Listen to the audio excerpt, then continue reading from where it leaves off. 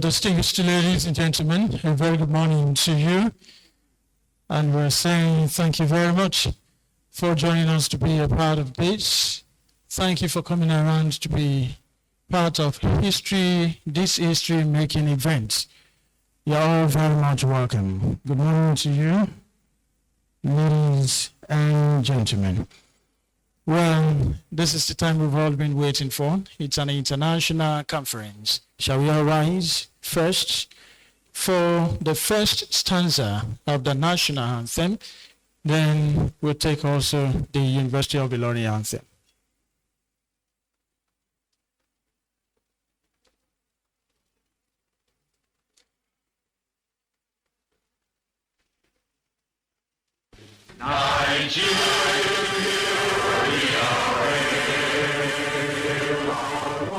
Hello, technical please. Let's get it right. Let's start all over again. Technical, let's start all over again.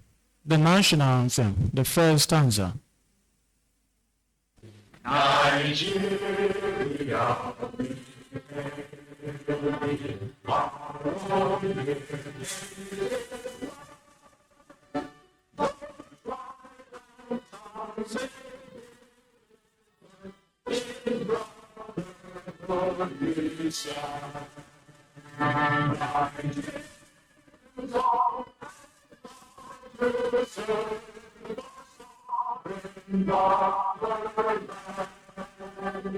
Thank you. The University anthem.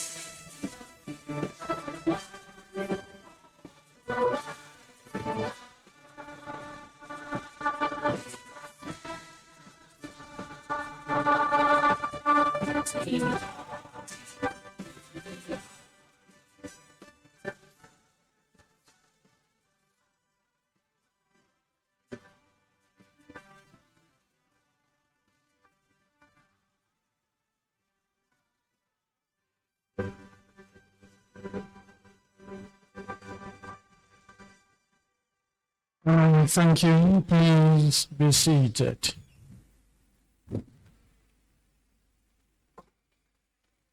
Once again, distinguished ladies and gentlemen, we want to welcome you to this epoch-making event, and we are thanking you also for finding time to be here this morning. Thank you for joining us. To the community members, and also all our invited guests, you're welcome to the Better by Far institution. Well, distinguished ladies and gentlemen, we're here today to witness the very first international conference by the Faculty of Life Sciences of the University of Ilorin. The conference, which has been themed Vision 2030, Harnessing Life Sciences for Improved Health and Sustainable Development. What is this all about? That's exactly what we want to unravel in the course of this conference. So once again, you are most welcome. And I'd like to start by introducing to us the members of the administration and all those that we have at the table here in front of us. So ladies and gentlemen, the protocol in this auditorium is when we introduce them to you, you appreciate them with a rousing applause. I introduce to us first the team lead of the administration, our Vice Chancellor, distinguished Professor Wahab Olashupo Egbewole, Senior Advocate of Nigeria.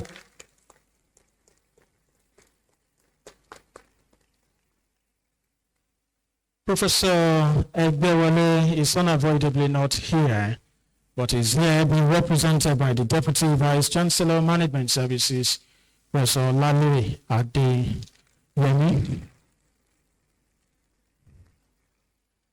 You're welcome, sir. And we also have the Deputy Vice Chancellor, Academic Professor Mujita Ibad Bakari Odola.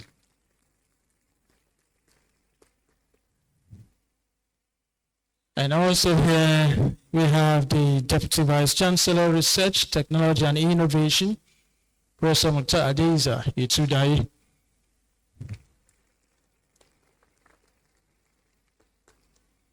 And ladies and gentlemen, representing the University Bossa at this event, in her own right, the Deputy Bossa, I introduce to you Mrs. Sharifat Alege.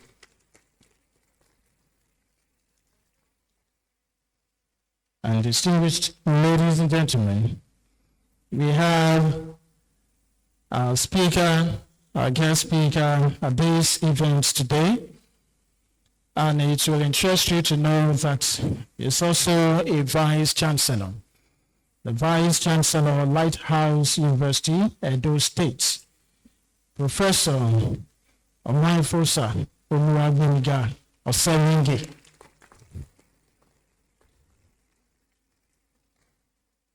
You're welcome, sir. And introducing also to you the Dean of the faculty, the hosts. Distinguished ladies and gentlemen, let's put our hands together for Professor Rotimi Olusanya Arishi. And we have the Chair LOC, another distinguished professor from the faculty, Professor Oye Iyola. You're most welcome, sir. We are blessed to have some of the past deans of the old Faculty of Science and also the Faculty of Life Sciences in the house. Let me quickly for now just introduce our former Dean of the Combined Science, when we had it as combined, both the physical and life then, and our former Deputy Vice Chancellor Academic, Professor Sylvia.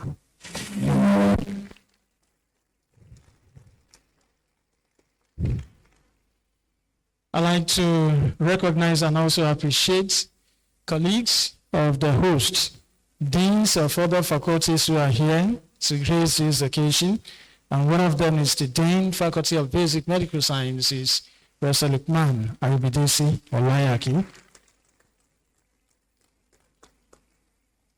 And we have the Dean, Faculty of Environmental Sciences, Professor Ganiu Amuda Yusuf.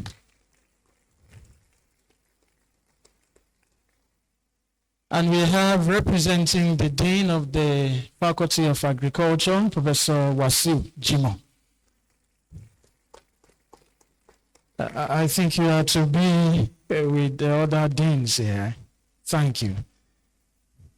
And ladies and gentlemen, I'm introducing to us the First Lady in Faculty of Life Sciences, Dr. Abimbola Arishi.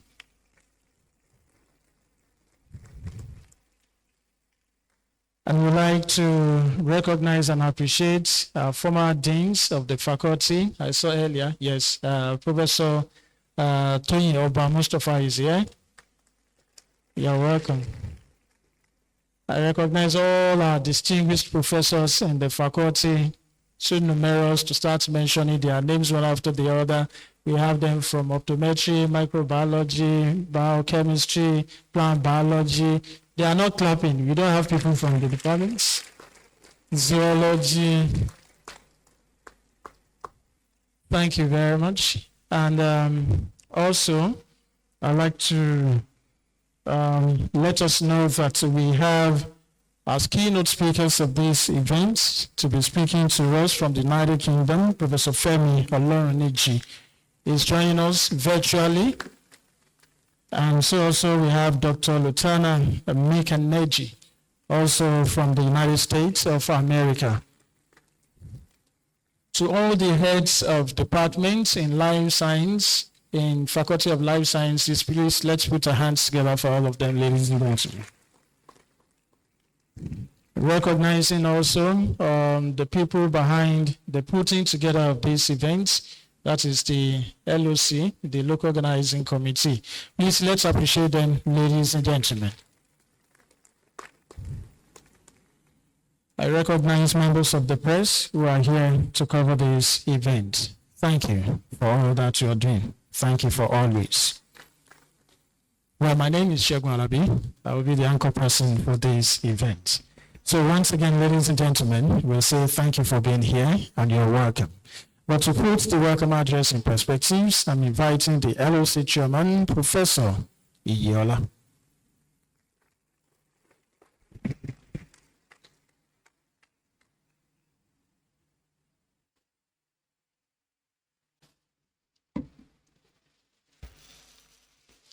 The Vice Chancellor, Professor Wahab Olasupo Egbewole, Senior Advocate of Nigeria, ably represented by the Vice Chancellor, Professor Olaloye Adeyemi,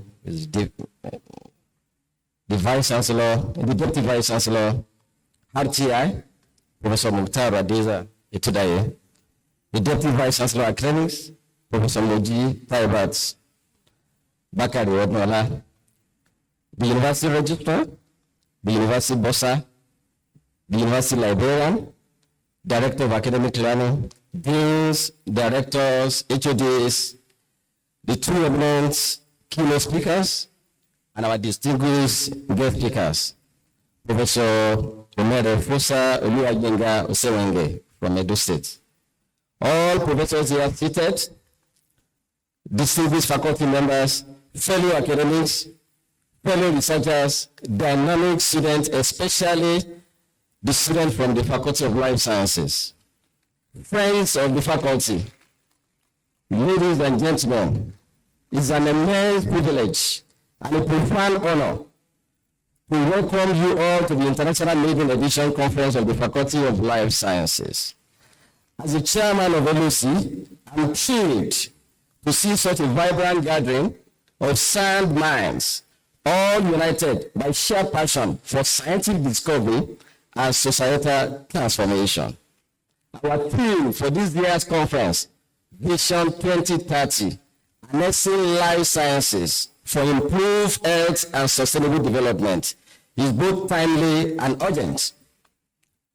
As we stand at this critical midpoint of the United Nations Sustainable Development Goals, SDGs, the global community is racing against time to address pressing challenges in public health, environmental degradation, plants and animal conservation, food security, and climate change.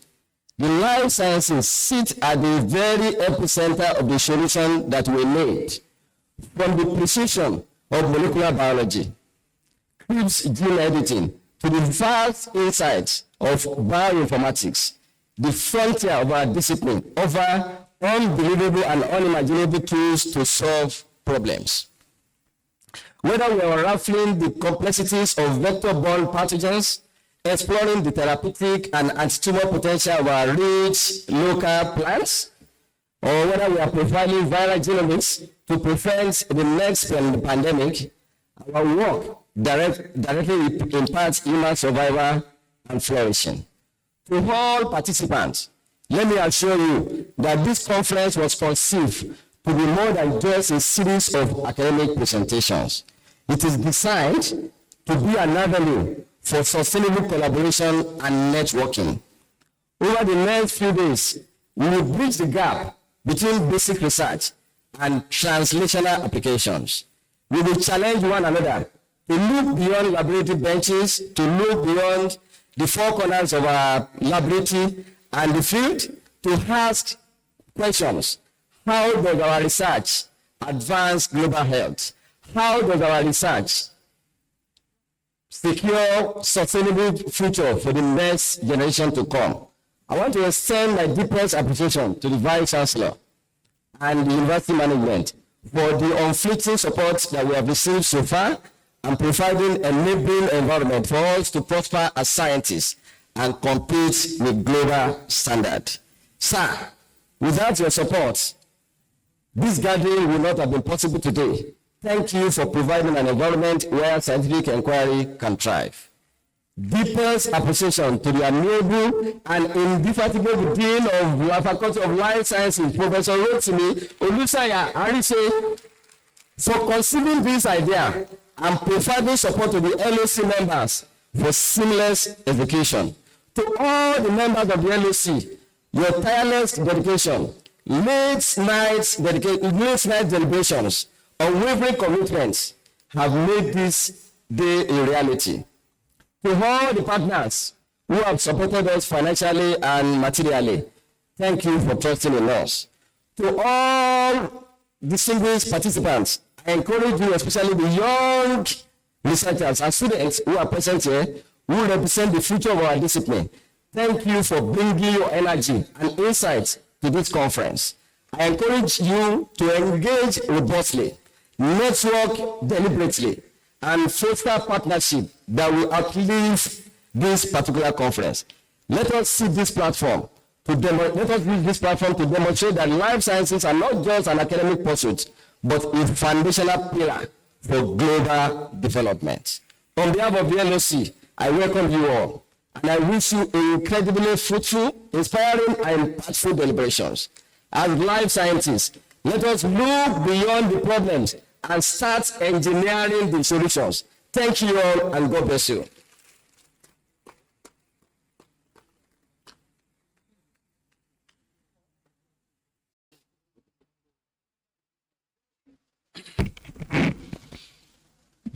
Ladies and gentlemen, please another round of applause for Professor Iyiola. And we want to welcome the duo of Professors Owolabi and Ande from Zoology Department. You are most welcome, sirs.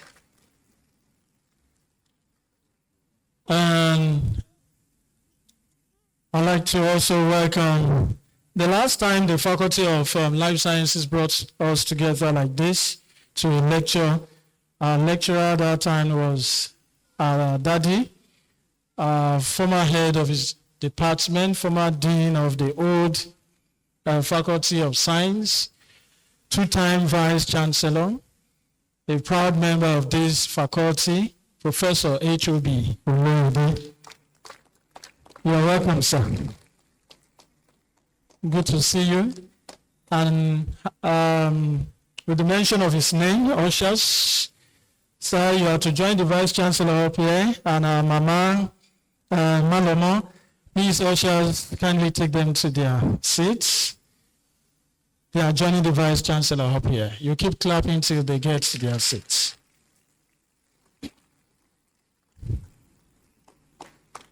You see, one very beautiful thing about this faculty is a faculty that has produced and keep producing Vice Chancellors. From this faculty, we've had a Vice Chancellor. We've donated a Vice Chancellor to them one time at the Federal University of Technology, Futsmina, Al-Hikmah University, Summit University, Fountain University. And currently, our former dean is still at FUTA, currently serving. Please another round of applause for Faculty of Life Sciences. And to our serving deans, colleagues of the host of this event who have come to felicitate with us, please ushers, you are kindly usher them to join the Vice Chancellor up here. We have the Dean Environmental Sciences, Dean Basic Medical Sciences, Dean Agriculture. Please let's put our hands together for them. And as they are coming up, we are also inviting our former deans in the Faculty of Life Sciences. Professor Ande, Professor Mustafa. Do we have any? Okay. You're welcome, sirs. You're welcome, Naz.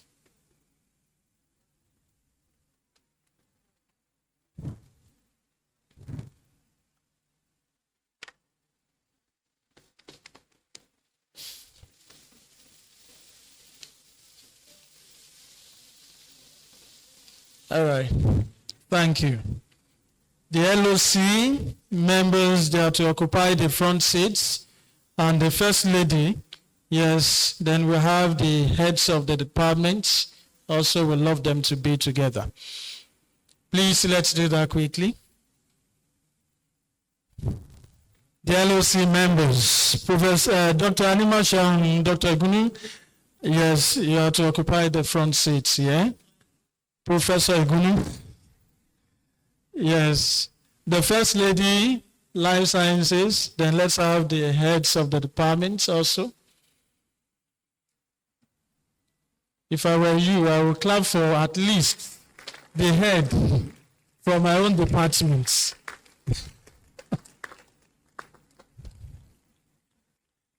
Thank you.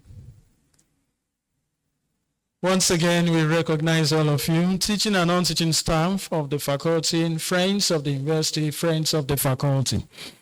Well, next to address us, I'm inviting the Dean of the faculty, Professor Lucia Rotimi Arishi.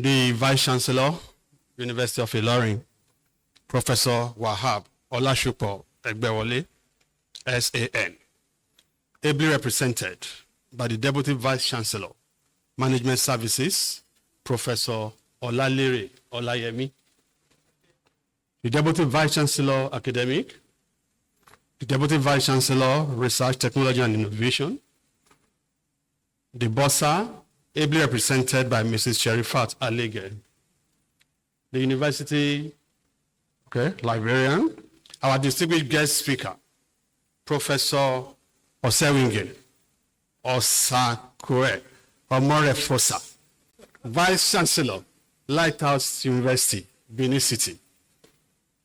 He has also been christened today, Omowale Oluwagbemiga.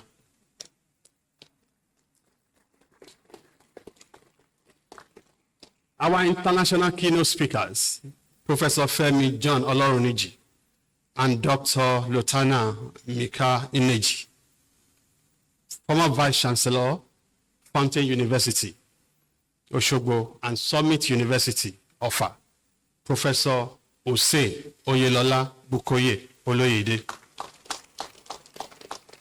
Former Deputy Vice Chancellor, Academic of the University of Ilorin, Professor Sylvia Omonirome Malomo.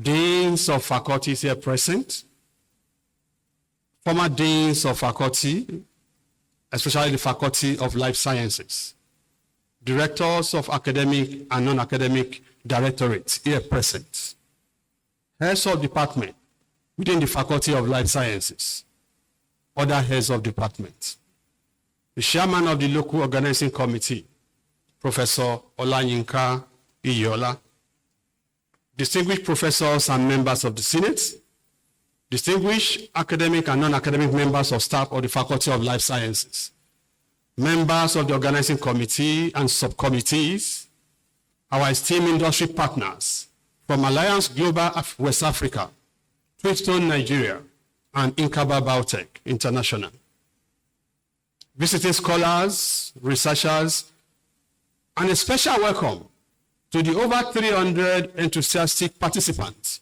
who joined us for our pre-conference conference sessions yesterday.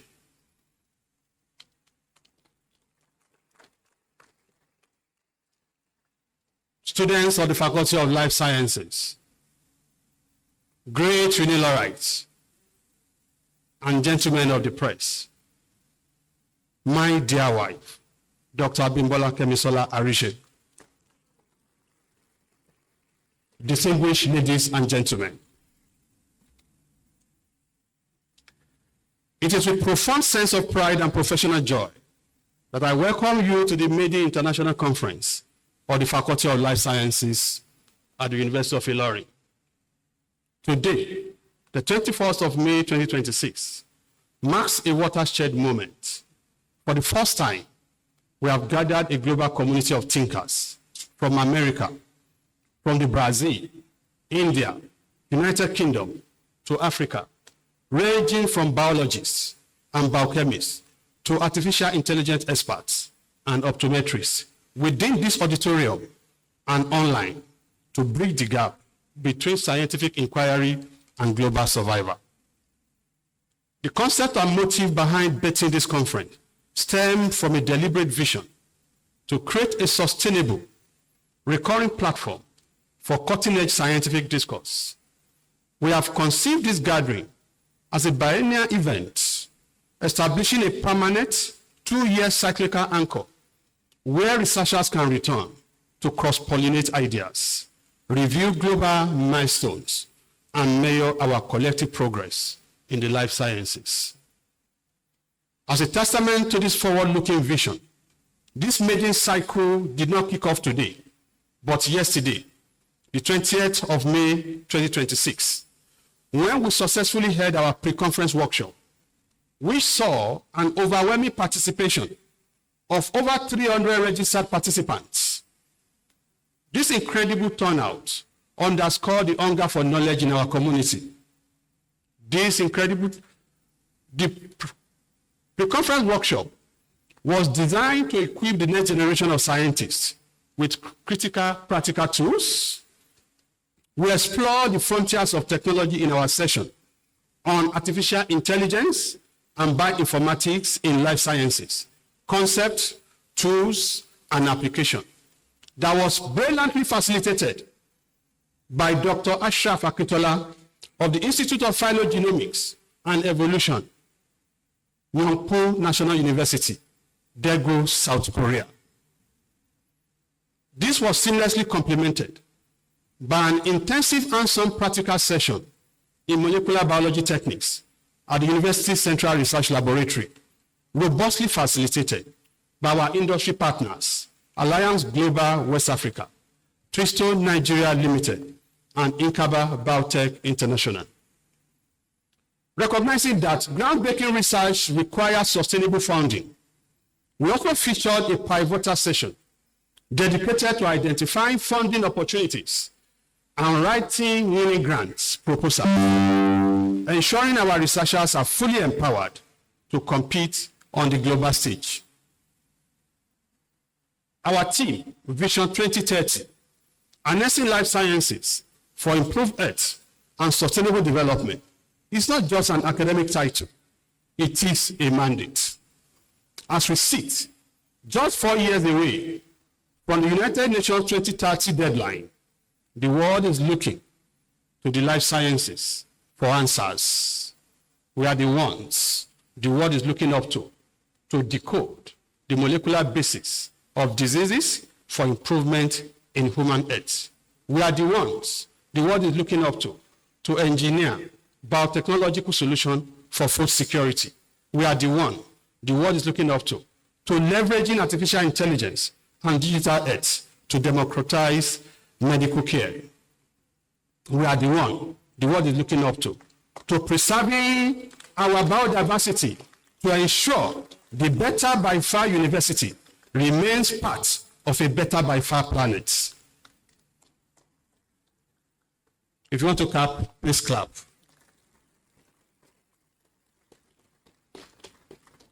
To our scholars and students, the papers that will be presented in this conference, from bioinformatics and toxicology to environmental and optical health, must not simply end in our faculty journal. They must spark collaborations. Let the microbiologists speak to the dental scientists. Let the ecologists consult with industrialists. The life in our faculty name implies movement, implies growth, implies adaptation. I urge you to use these sessions to move beyond traditional boundaries and adapt your research to solve the immediate needs of our local and global communities. I want to express my deepest gratitude to the organizing committee, led by the indefatigable Professor Olanyinka Iyola, and the LOC Secretary, Dr. Odebisi Omokaye.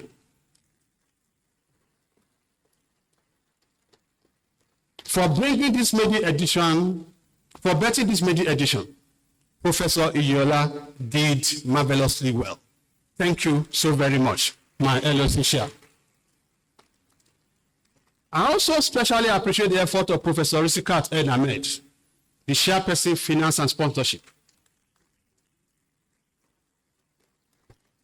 Professor Emo Nafiu, chairperson, Logistics and Registration. Professor A. Igunu, chairperson, Scientific and Review. Professor Abdurrahman, Publicity. Professor Emo Salawu, Technical and IT. Dr. Rukayat A. Oyeboke, Welfare, and Dr. A. Anima Shaun, Award and Recognition. I thank all of you. Thank you so very much. My appreciation also goes to our guest speaker, Professor Osewingi, Oluwagbemiga Osarenko Omorefosa, Vice Chancellor, Lighthouse University, Benin City. And the international speakers, Professor Femi Oloru, John Oloruniji, and Dr. Lutana Mika Ineji, for bringing the world to Ilorin. More importantly, my special appreciation goes to the Vice Chancellor of the Better by Far University, Professor Wahab Olashukwe Egbewole, SAN, who graciously granted approval for our many requests for the hosting of this conference. Thank you very much, sir. I welcome you all to the Faculty of Life Sciences Media International Conference 2026. May our deliberations be intellectually rigorous, our networking be fruitful, and your stay in the ancient city of Ilorin be memorable. Welcome to the future of the life sciences. Thank you.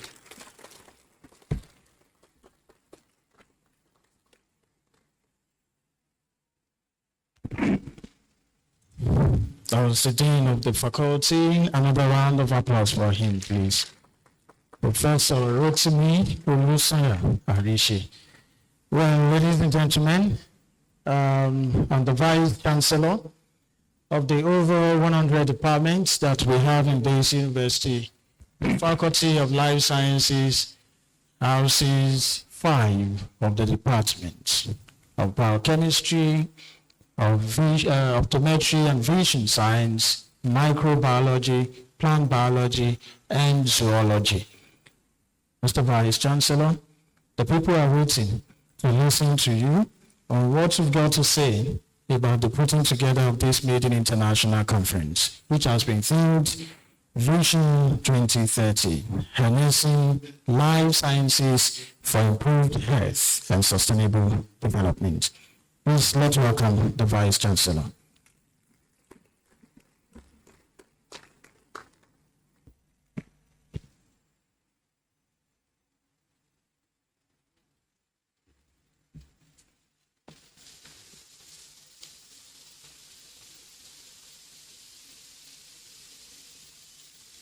The Deputy Vice Chancellor, Academics, the Deputy Vice Chancellor, RTI, the BOSA, represented by Elijah Alige,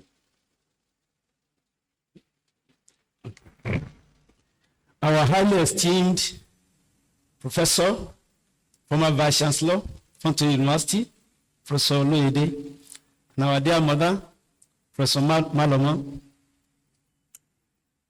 all the deans of faculty present, the deans of faculty of life sciences in particular, the LOC chairman, Professor Iyola, all the head of departments, all the senate members, all the participants, and all the good students of University of Ilorin. On behalf of the Vice Chancellor, Professor Wahab Olafipo Egbewole, Senior Advocate of Nigeria, I welcome you to this May-Day International Conference organized by the Faculty of Life Sciences. The Vice Chancellor is unavoidably absent because of other pressure assignment, because he's so much interested in this conference, and he has asked me to read his own address, and that is what exactly I will do. It is with immense pleasure and a deep sense of fulfillment that I welcome you all to this historic occasion, the May-Day International Conference of the Faculty of Life Sciences, University of Ilorin. This gathering is not only timely, but also strategic, as it provides a platform for intellectual exchange, innovation, and collaboration in a field that is central to human survival and societal advancement. I commend the Dean of Faculty of Life Sciences, Professor Rotimi Olusoya Arise, and the entire organizing committee for their vision, dedication, and commitment in bringing this conference to fruition. The theme of this conference, harnessing life sciences for improved health and sustainable development, resonates strongly with the realities of our time. Across the globe, and particularly in developing nations like Nigeria, there is an urgent need to leverage scientific knowledge to address pressing challenges such as food insecurity, emerging diseases, biodiversity loss, environmental degradation, and climate change. Life sciences hold the key to unlocking solutions in agriculture, healthcare, biotechnology, and environmental management. The question before us is not whether we have the knowledge, but how effectively we can translate research outputs into practical, scalable, and sustainable solutions. At the University of Ilorin, our commitment to excellence is encapsulated in our strategic vision, Vision 110-500, which aims to position the university among the top 500 universities globally, top 10 in Africa, and number 1 in Nigeria. The vision is not merely aspirational, it is attainable. It is actionable. It is driven by cutting-edge research and innovation, global partnerships and collaborations, capacity building and mentorship, and a strong culture of academic excellence and integrity. The Faculty of Life Sciences, through this international conference, is contributing meaningfully to realizing this vision by fostering global engagement and showcasing the university as a hub of impactful research. I'm particularly delighted to acknowledge our distinguished keynote speakers, Dr. Femi Oloruniji from the United Kingdom and Dr. Lieutenant Michael Ineji from the United States of America. Your participation underscores the global relevance of this conference and reflects the strength of our international academic networks. We look forward to your insightful contributions, which we believe will inspire new directions in life sciences research. Equally, I warmly welcome our guest speaker, Professor Ozarihe Omerefesa Osewege, Vice Chancellor of Lighthouse University, Benin City, Edo State. Your wealth of experience in academia and leadership will undoubtedly enrich our deliberations. Distinguished participants, the challenges confronting our world today demand interdisciplinary approaches and collaborative solutions. No single institution or nation can address these issues in isolation. Conferences such as this provide the most needed platform for knowledge exchange, networking and partnerships, policy-relevant discussions, and the incubation of innovative ideas, transition from lab to products. I therefore urge all participants to take full advantage of this opportunity to engage meaningfully, share the ideas, and build lasting collaborations that will extend beyond this conference. Also, our students who are participating, I urge you to listen carefully and make sure you get one thing or the other so that your intellectual scope will rise. Let me also emphasize that at our university, we are committed to creating an enabling environment for research and innovation. We will continue to support initiatives that promote research commercialization, industry academia linkages, and the application of a scientific discovery to national development. In conclusion, I want to reiterate that the University of Ilorin remains steadfast in its pursuit of excellence, guided by the principles of discipline, integrity, and hard work. This conference is yet another milestone in our journey towards achieving Vision 110-500. It is my expectation that the deliberations at this conference will produce outcomes that are not only academically enriching, intellectually vibrant, but also socially relevant and impactful. On this note, on behalf of the Vice Chancellor, Professor Wahab Olachukwuegbewole, Senior Advocate of Nigeria, I declare the Medi International Conference of the Faculty of Life Sciences, University of Ilorin, officially open. I wish you all a fruitful and engaging conference. Thank you so much, and God bless.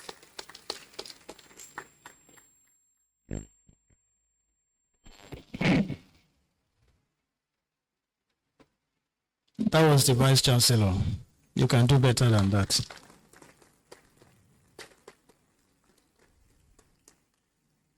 Thank you very much. Well, the conference has been declared open, and we'll continue.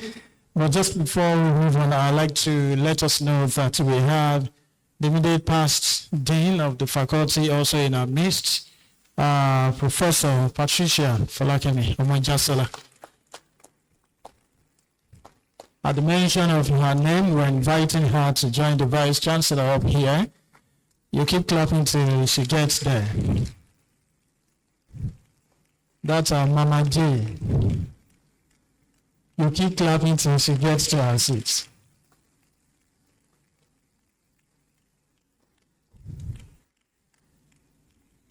Yes, we've invited her here as a former dean of the faculty, and again, so that the gender up here can at least be. Currently, she's the Director, Center for Gender Studies. You're welcome, ma'am.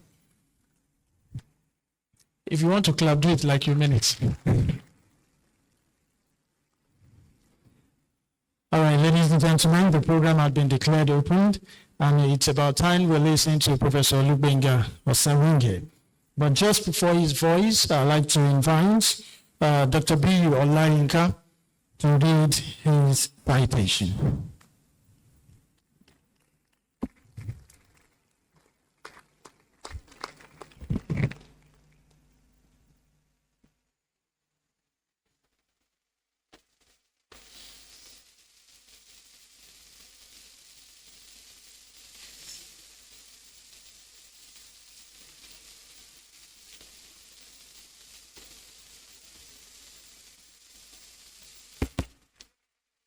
Good day, everyone. I, Dr. Olayinka Bolaji Umar, I humbly stand before you today to reel out the profile of our honorable guest speaker. Let me respectively ask our guest speaker to please rise.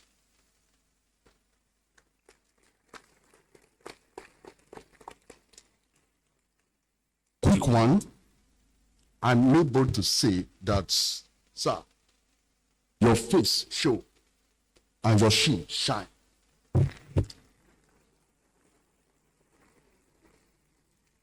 Now to the real business of the day. Professor Osewinge Oluwagbemiga Omefosa was born in Lagos State over 55 years ago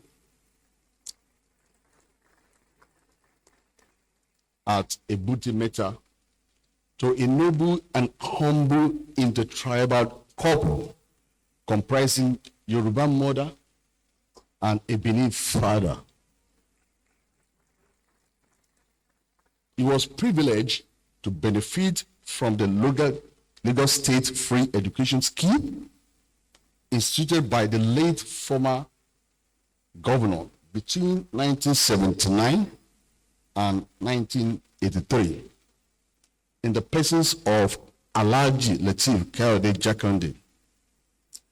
Finishing primary school at Livingstone Academy and second school at Ilubo High School, all at Ebuti Meta before finishing his university education at the University of Benin City, Edo State in 1992. He continued his education after NYSC at Ijebu-Ode, Ogun State, to obtain an MSc in Botany in 1997, an MPA in 2004, and PhD in mycology/plant pathology in 2008 at the same institution. While at the University of Benin, he won the Vice Chancellor's Award for the best lecturer in the department. That is huge.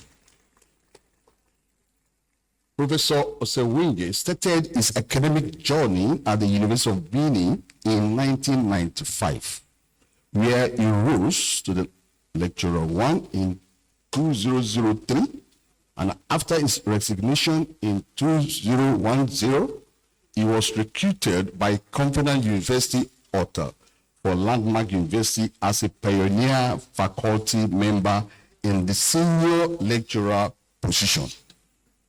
While at the Landmark, Professor Osewinge headed and pioneered the general study, popularly known as university-wide courses, unit as a director between 2012 and 2015. That is marvelous.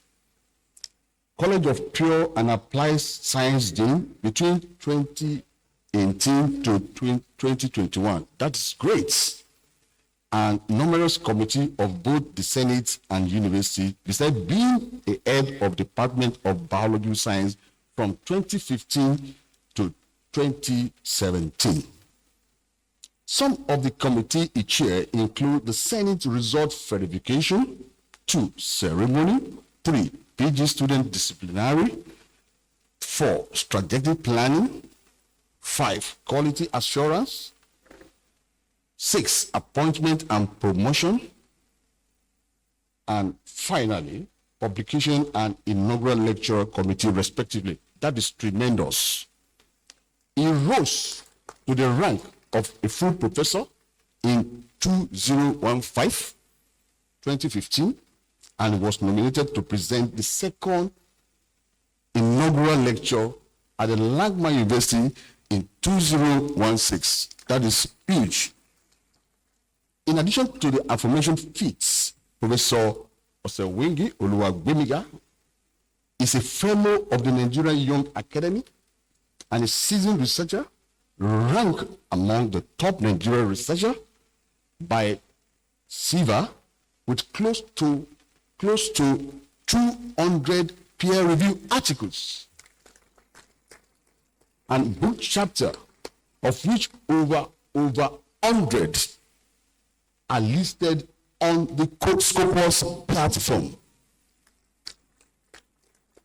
including a fellowship and university grant, and was appointed while at the university, while at Landmark University, as the first chancellors of Lighthouse University in August 2025. He is currently a member of research cluster and collaborates with top scholars across diverse disciplines. Professor Oseririn has been married to a Yoruba woman from Ogun State for 26 years. And their marriage is blessed with 2 beautiful and lovely children. To his honor, he'll be delivering the conference lecture on support ecosystem for life sciences impact in Nigeria. Thanks and God bless you.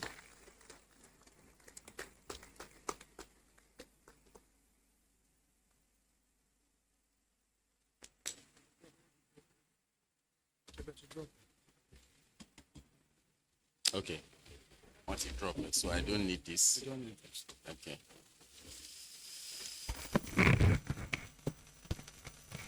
Up, down, up, down. Okay. No. Thank you, the master of event, and thank you.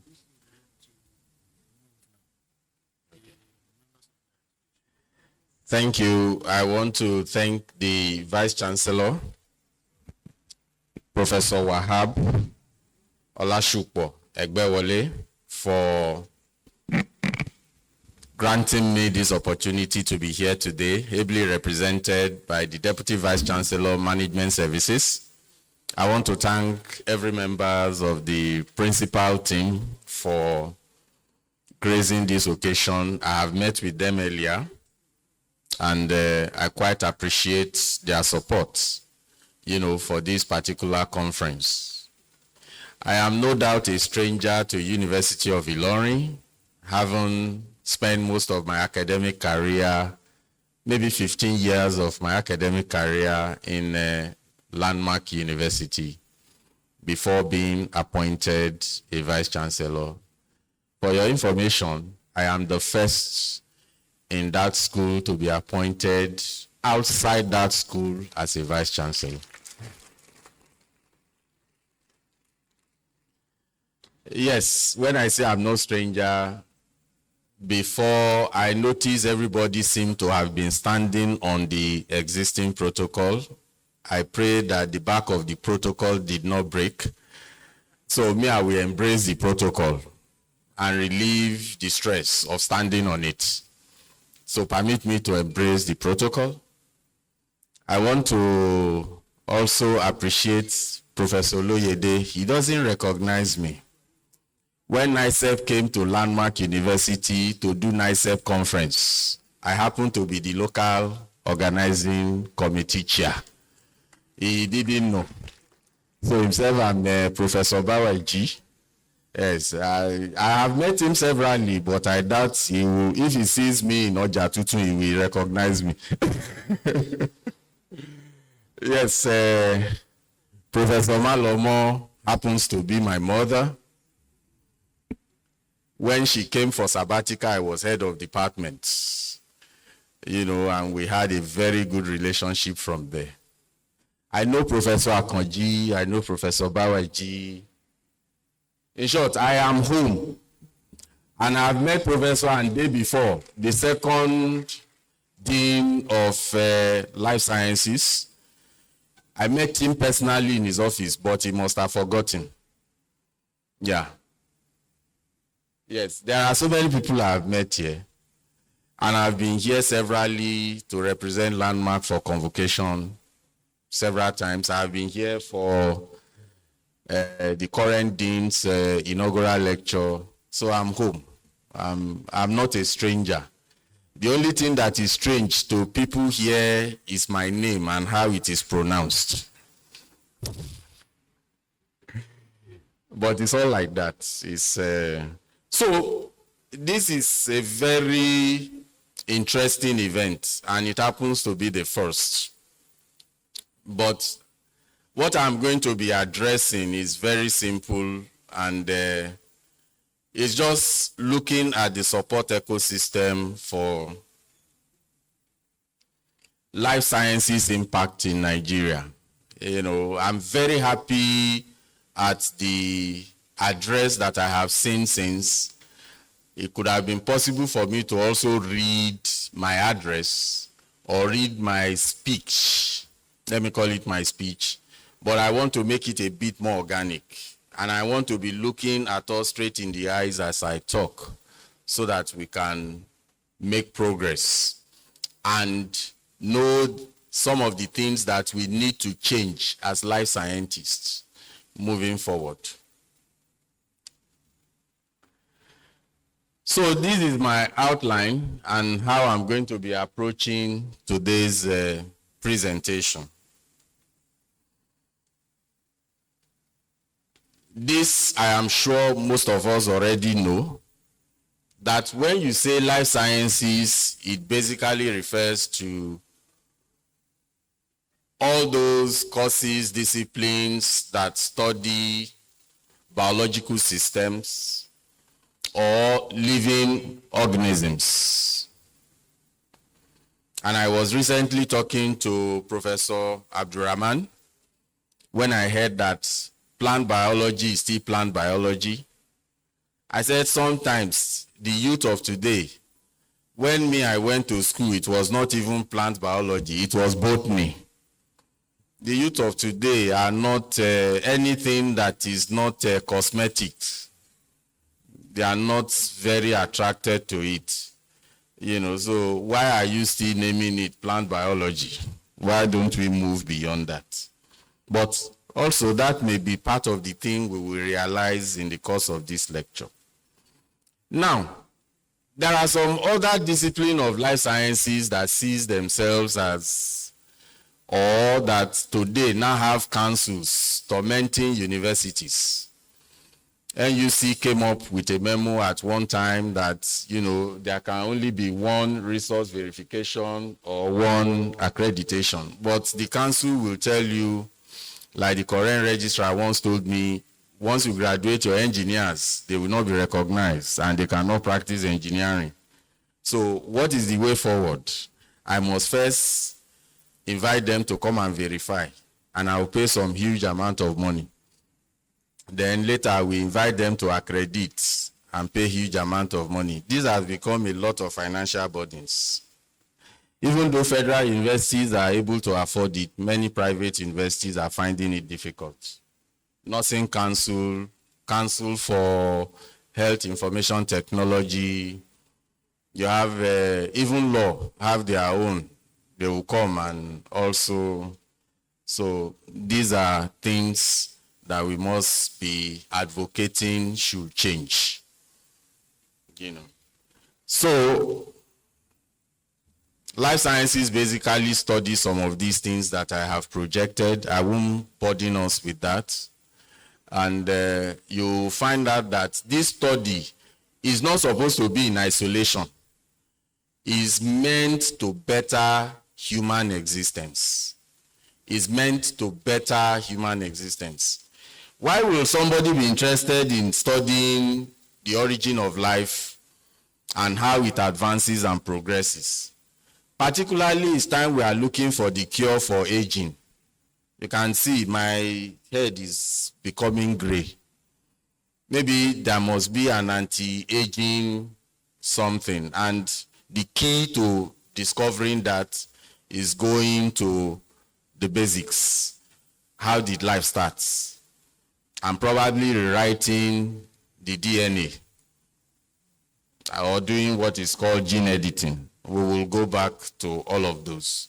But these are basically what life sciences entails. Now, which are the courses we refer to as life sciences. It will interest you to know that medicine is among. It will interest you to know that pharmacy is among. It will interest you to know that anatomy, physiology, all those, even agric, they are sciences. I'll tell you an experience. Each time I go to the Faculty of Agriculture to examine a student for PG, for postgraduate, agric people will tell me that they have a different principles. Research principle is the same everywhere. There's nothing that is different. So you planted tomatoes and you did some analysis. And part of your analysis ignores microorganisms. And you are telling me the soil. You are making a categorical statement about the soil without even you making an attempt to study the microorganism that are making some things happen that enriches your plant. You never mentioned that, but you are just interested in soil texture and all those preliminary things. It's not deep enough.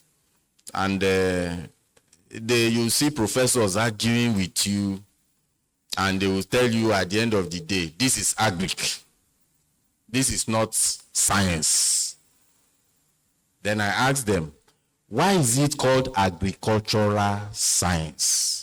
You should have removed the science and call it agriculture. Then we know that what is limited to is just tilling the soil and planting crops. But it goes beyond that.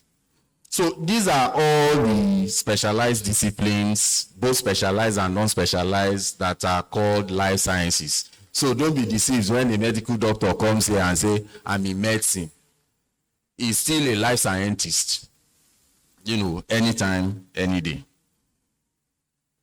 Now, high priority research areas in the life sciences for 2026. I just thought I should tickle our fancy a little with this. You have genetics and cellular engineering. This is, I think, Professor Inyola's area. You find a lot of gene restructuring, you find a lot of immune cells tampering or tinkering, let me call it that way, and stem cells. These days we now have cure for sickle cell, through maybe non-surgical, is coming up. Then you have what you call multi-omic and system biology. Is also an interesting area to make change, to cure a lot of diseases. You have RNA and molecular therapeutics. Is also happening. How many of us know that COVID-19 treatment fall under this particular tech or this particular knowledge? You have sustainable and climate smart biosciences for those of us in agriculture and those of us in the industry. Green chemistry is how you reduce the toxic level of materials that are being produced by synthesis, and a lot of that. Anything that affects human, anything that makes human life better is what we represent as life scientists. Now we have gone ahead to start integrating what is called AI, machine learning, and even cloud computing into life science projects, and they didn't mention it in his address. And that also depends on us, So regenerative and aging science is also something that is trending globally. This is just to tickle your fancy, to let you know that going forward, these are important places you can pitch your research work. So let us look at Unilorin and all you have achieved so far in the area of research. In the THE ranking, to God be the glory, the Vice Chancellor mentioned that you have a mandate, and that is Mission 20 21. Okay, 500. Okay, 110, 500, you know, that is realizable and is not aspirational. You are on that journey already. Unilorin ranks between 1,500 to 2,000 globally, if I'm correct. And grant-supported research outputs, you also rank 1,500, which is a good fit globally, and you rank, I think, 48 in Nigeria. You know. Research publications, you have, as at the last time I checked, 16,000 research publications, and you have 165,000 citations. Patents, you are also leading. Recognition and awards is something that I have heard that University of Ilorin vice chancellors and their successors have been practicing. I know that I used to see a car in my university at Landmark that is saying best researcher or something. I think it's a Camry. And that shows that University of Ilorin is rewarding, research. Let me put it that way. Is rewarding research and is already creating the ecosystem for many people to develop interest and produce something interesting. Admission subscription, this 2026, University of Ilorin ranked third with over 56,000 applicants, which is also a great feat. And this must have come from the stability University of Ilorin has enjoyed over time. No strike. And it must have also come from the plethora of achievements that you have made public out there. So University of Ilorin is doing well. You will notice that when it comes to grants, there is a particular aspect of it that I colored red. It's an area I think University of Ilorin should work on. World Bank grants. You know, more of that should be attracted, and focus should also be more on international grants. This is how you rank on the basis of grant-supported research. In biology, I'm going somewhere, please. In biology, or what we call life sciences, you rank 8 in Nigeria, 47 in Africa, 1,549 in the world. You have over 10,000 publications. You have 101,2028 in citation, and grant impact strength very high. But what I want you to focus on, I don't know if you are already focusing on it. Where is life science? Meaning that you are the hub, you are the one leading in University of Ilorin currently in this particular area. So I don't know whether this my lecture will make any sense at the end of the day, since you are already leading. So this is my remark after I have studied all of that. That the University of Ilorin have a strong research-supported ecosystem. And this is the cultural facilitator of your global ranking and visibility.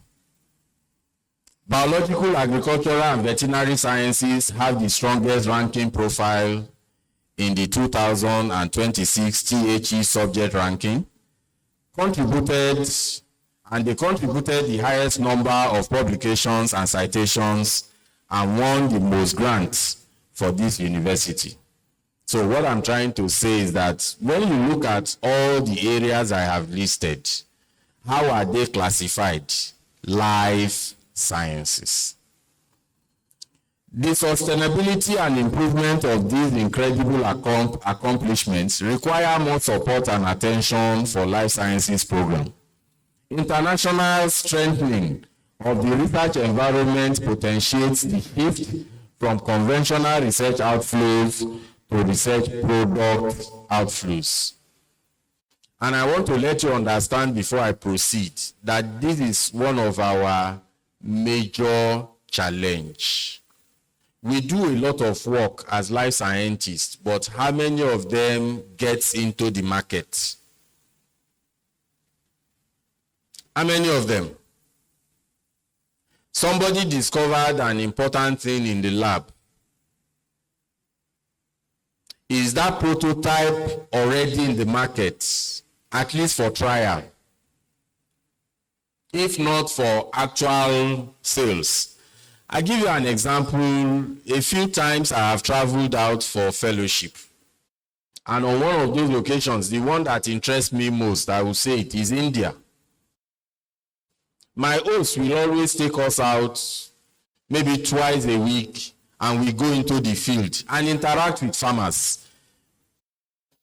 Because my research, my fellowship, usually I prefer to work in an institute than a university. So I'm deliberately targeting research institutes than go to a university. They don't sit in the lab.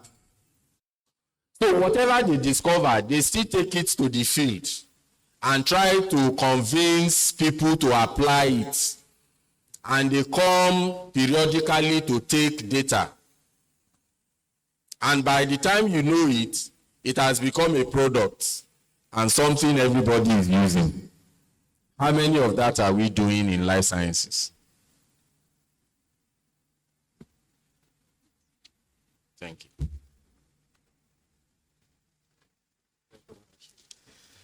Now, let us also increase advocacy for equality in the distribution and sharing of government. Sorry, I decided to be selfish here. Why public schools are enjoying TED Fund? TED Fund is a product of industrial tax, isn't it? Yes. I think that money belongs to everybody, not just state and federal schools. Private schools should also enjoy it. Otherwise, we can say the competition is unfair. You can see the progress you have made as a university here in Ilorin, here at University of Ilorin. Then look at Covenant, look at Landmark, look at Afe Babalola. They are also doing well in research and they are ranking. In short, at a time, I can beat my chest that a few private universities ranked higher than the University of Ilorin on the THE ranking. But yet, they don't have access to this fund. So, what are you doing with this fund? I think we need to ask that question. So, overview of life science ecosystem. This is how it is. The 2026 THE ranking showed a significant gap in the number of Nigerian universities. About 24 Nigerian universities were ranked in 2026 out of over 300 universities we have in Nigeria on the THE ranking list, making approximately just 8% of Nigerian universities. This indirectly underscores the weakness in the Nigerian economy, particularly in industrial and production outlooks. How many of you know that many industries have packed their load to Ghana? And they are still packing. On a general note, the physical sciences dominated the subject ranking on a general note, not at University of Ilorin. But when you take Nigeria as a whole, physical sciences are dominating. And let us understand that engineering overlaps between physical and biological sciences. It's the reason I didn't mention it in my earlier categorization. Only 6 Nigerian universities, 4 federal, 1 state, 1 private, are currently ranked in the THE top 2,000.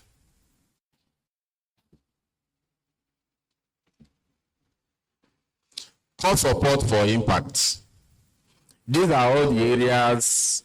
Ecosystem simply refers to interacting factors that can contribute to advancement. So, from the word ecology is where ecosystem comes from. So, it therefore means that there are a lot of factors that should interplay, that should shake hands before progress can be made. Now, look at life sciences supports ecosystem. Resources is major. And when we talk about the resources we need, we are talking about, do we have the skilled manpower? Do we have the information resources? Do we have the equipment, state of the art? Do we have the security? Internal research and development framework. How many of us here belong to a cluster? Do we have a research cluster? Is our research cluster patterned according to the Sustainable Development Goals? How many of us are in the research cluster SDG 3?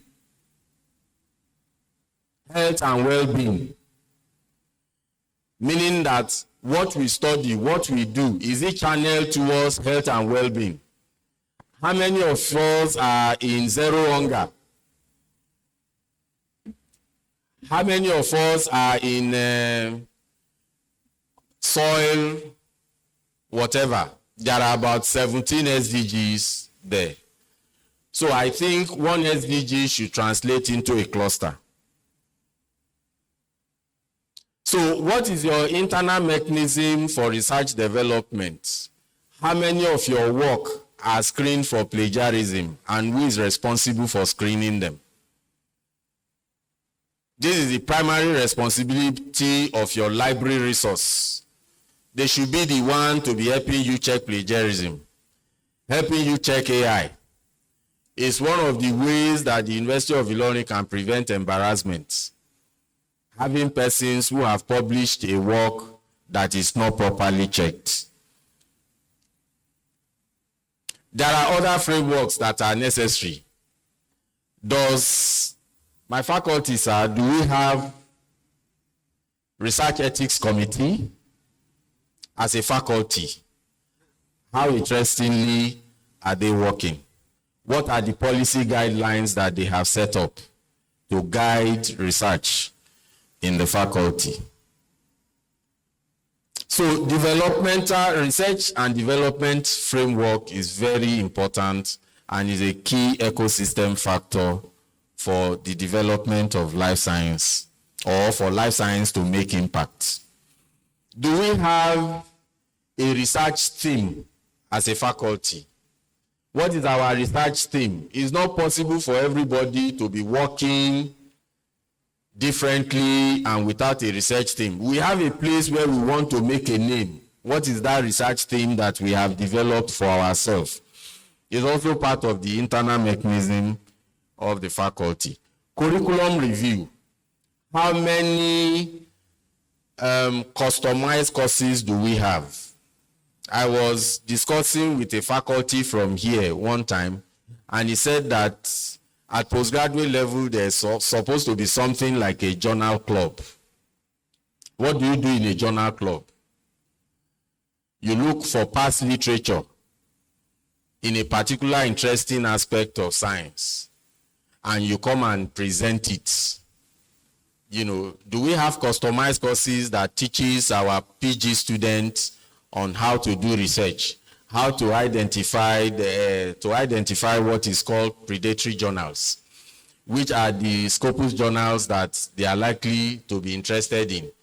What are the key things that editorial reviewers look at when submitting a paper. You know, these are some of the things that also make the ecosystem healthy for impact. Infrastructure. Do we have the labs? How many centers have we attracted to the university? You know, these are all part of the infrastructure. And these also facilitate research. Environment. Can Professor Egunu move from his house 1 a.m. to the lab because he had in his dream somebody calling him, that thing you are trying to, the proportion is not right. Go and do it ratio this to this to this. And he didn't want to wait until daybreak. He had to go, get up from bed and go to the lab. Is our environment safe for that? You know, because before you can make impact, it's not just carrying a mattress and sleeping in the lab. The lab must be accessible 24/7, and there need to be light. Leadership. Please, a round of applause to the Vice Chancellor, Professor Wahab. You know, SAN, he has done well in this regard. And let me also appreciate when we talk about leadership, Professor Malomo, when she came in this time, I have to prostrate because my man a very strong woman.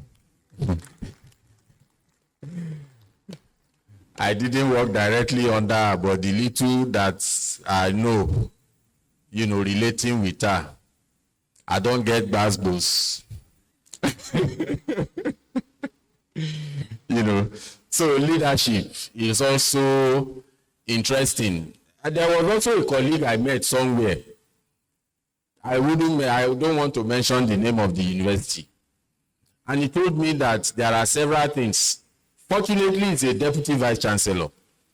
That there are several things they wanted to put in place, but the leadership is not as enthusiastic as they are. Is a deputy vice chancellor academic. And I asked why. He said it is when the vice chancellor has that mind. You know, for example, if you have a vice chancellor that is not interested in Scopus, doesn't feel that, you know, Scopus is what is driving ranking. There's nothing else. You published in, like my dean said, in Journal of Life Sciences. And my prayer is that that journal finds its way into Scopus listing, you know, and is not listed in Scopus. It will not attract you ranking on the THE, you know. So deliberate effort needed to be made for people to publish in Scopus. So if you have a vice chancellor who is not looking at that, then there is nothing you bring to his table in that regard that gets approved. So leadership is very interesting. Stability, you know, no strike, you know, everywhere is stable, is peaceful, and the university can move forward. Recognition is very important. In short, a round of applause for Unilorin again. At Landmark University, I can make bold to say, yes, they recognize, but they recognize you with certificate every year. For those of us who happens to find our way in the top 500 researchers in Nigeria, and by 3 years or 4 years, you have certificates everywhere, your wall would have been full. You know, but there is a shortcut to that. You can have a wall of fame where the portrait of those persons are displayed probably in the vice chancellor's corridor, you know, for 1 year, and it's removed, you know, and those persons are also appreciated. In Afe Babalola, I envy that man. People get 5 million for being top researchers. They get money, and these are not small money. He just gave out money to some of them. I have friends who have benefited from that, you know. So leadership need to monetize, reward. Certificate cannot do me anything. Give me the cash. Let me use it to either fix my car or buy a plot of land somewhere. That's if 5 million can buy land now. So potential life sciences, or for those of us who are, very research, we have this very solid passion for research. When they give you the money, you can translate it into an equipment for your lab, and continue the work. I think that is the whole essence of the monetary reward, not for you to lavish it on taking Professor Arishe out for a picnic. Very interesting. So potential life sciences impacts. These are the areas where life sciences, if the product of your research is good, these are the areas it can impact. And I will not bore us speaking too much about the various impacts, because some of them have been mentioned in the various addresses that we have had. In health, forget doctors, improve disease prevention, management, control, and therapy. So what we do in our lab form the basis for improvement in this area. We have better public health system because we have developed what is called real-time diagnostic kits from our lab. We can quickly diagnose something and concoct whatever it is. It could be a reagent, it could be a paper, it could be whatever, and that rests on the shoulder of life scientists. We can improve personalized precision medicine and nutrition. Nutrition today, thank God to COVID, people now say food is drug or food is medicine. Let me call it that way. So what you eat determines how healthy you can become. So you may not need to be taking synthetic drugs. So dietitians are becoming more in the market now. They are making money. They are consulting, and they are making money. And they are also scientists or life scientists. In agric, we need to enhance food security and sovereignty, and that is what our research does. Livestock improvement is part of it, improve soil, and so many other more that are on display. Roadmap. Let us centralize and map laboratories. Like, let's have genomic lab separate, and it's not limited to any department within the faculty or any faculty within the university. Anybody who is in this line of study can make use of that lab, and that will also save costs instead of duplicating the equipment in every area. So genomics, genetic engineering lab, we can have biotechnology lab, you can have computational biology lab, synthetic lab. I think this will give you a healthier ecosystem, to practice your research and make impact fast.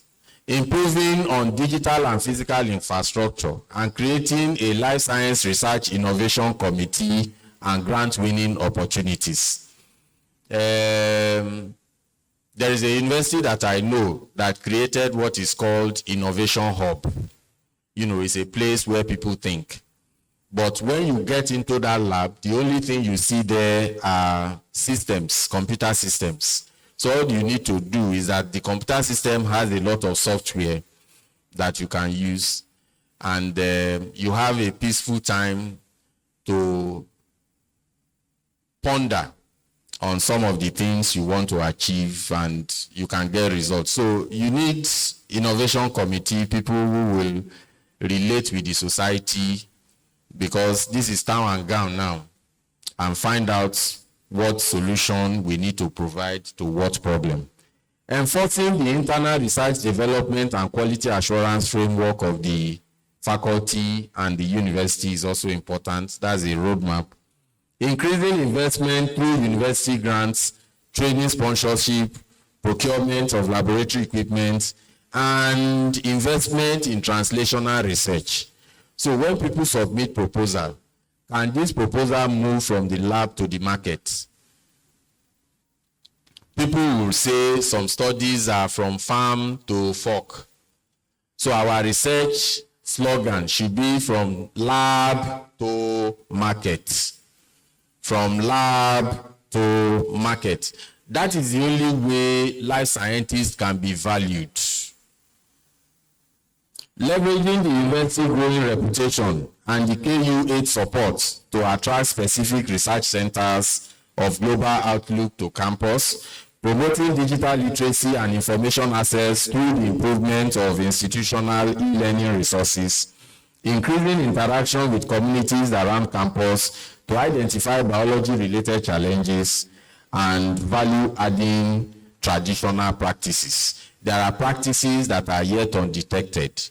Yesterday, I was just scrolling through my Facebook page and I saw a documentary about Axerata indica, neem tree, and how at a time the product from that plant was patented by some group of scientists both in US and America, and the Indian people went to fight that in the international courts, that the use of this plant has existed long before Jesus Christ was born.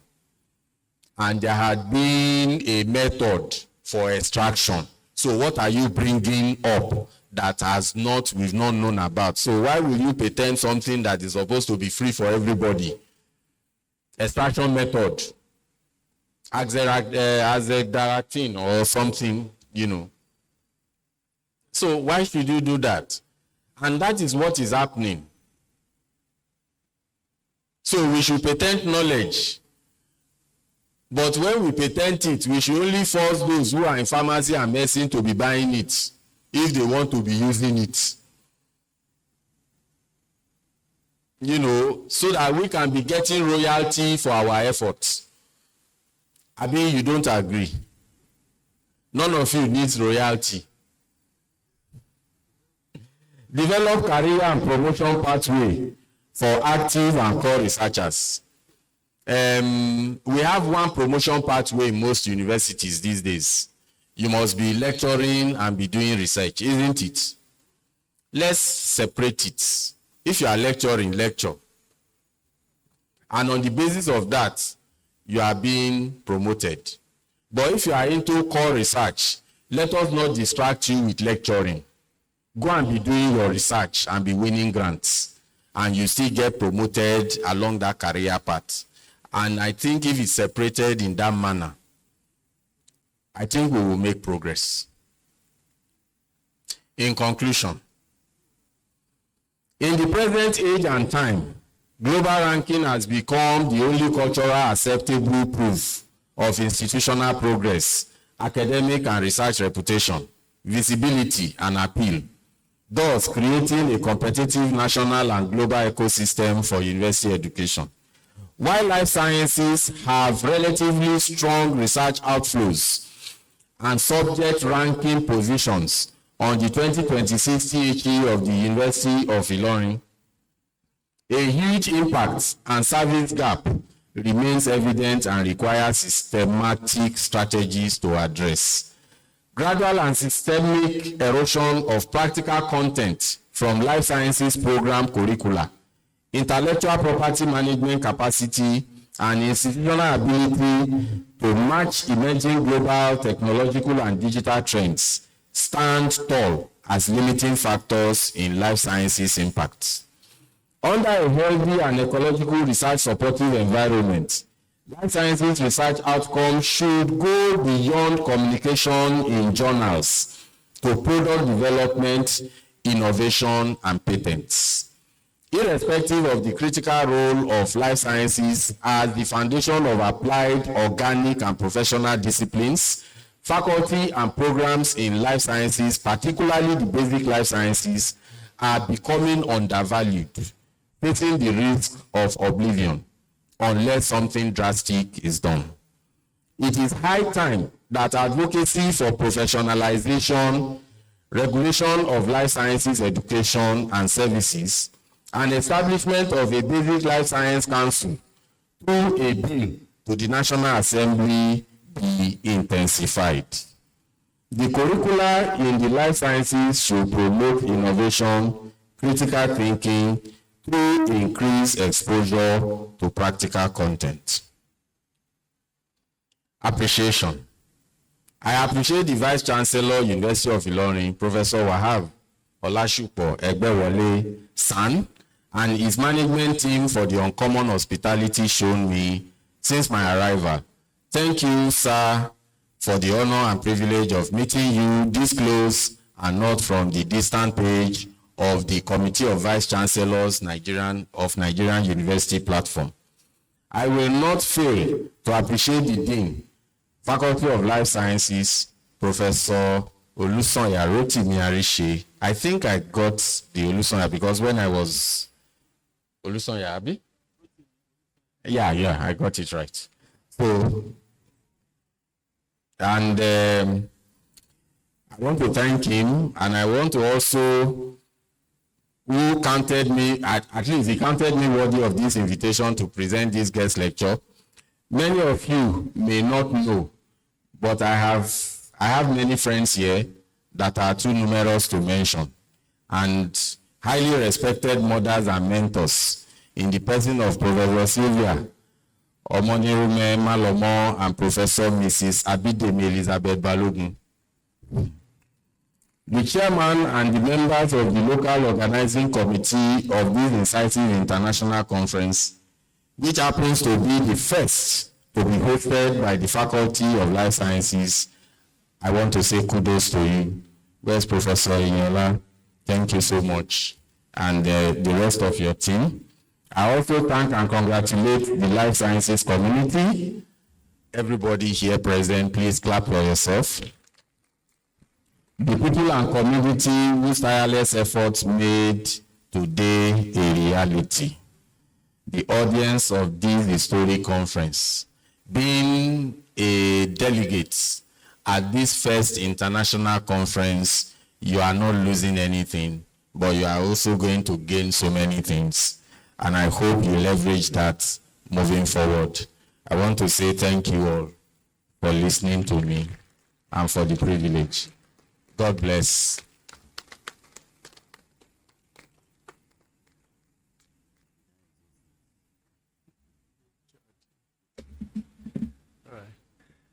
Please, another round of applause for Professor Sewenge for making his presentation to be precise, to be lucid, and also impactful. And I want to believe that having listened to him today, we know what will be necessary, to make our work easier for us, our researches.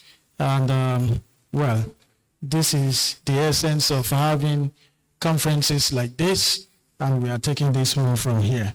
Please, another round of applause for Professor Olubenga Osewenge.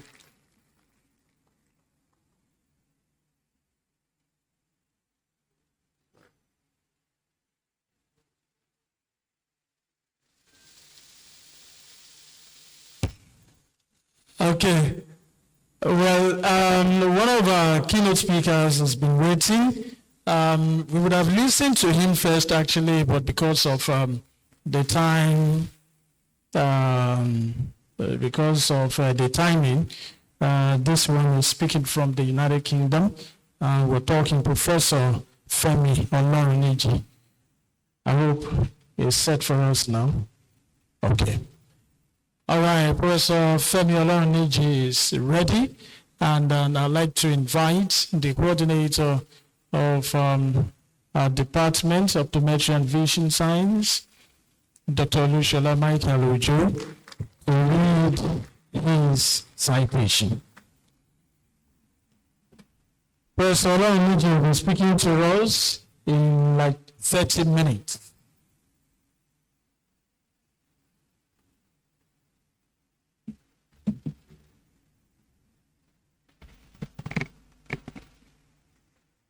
The Vice Chancellor, sir, ably represented, the esteemed principal officers, deans of the faculties, particularly deans of life science, my able deans, the professors, lecturers, students, invited guests, all protocol duly observed.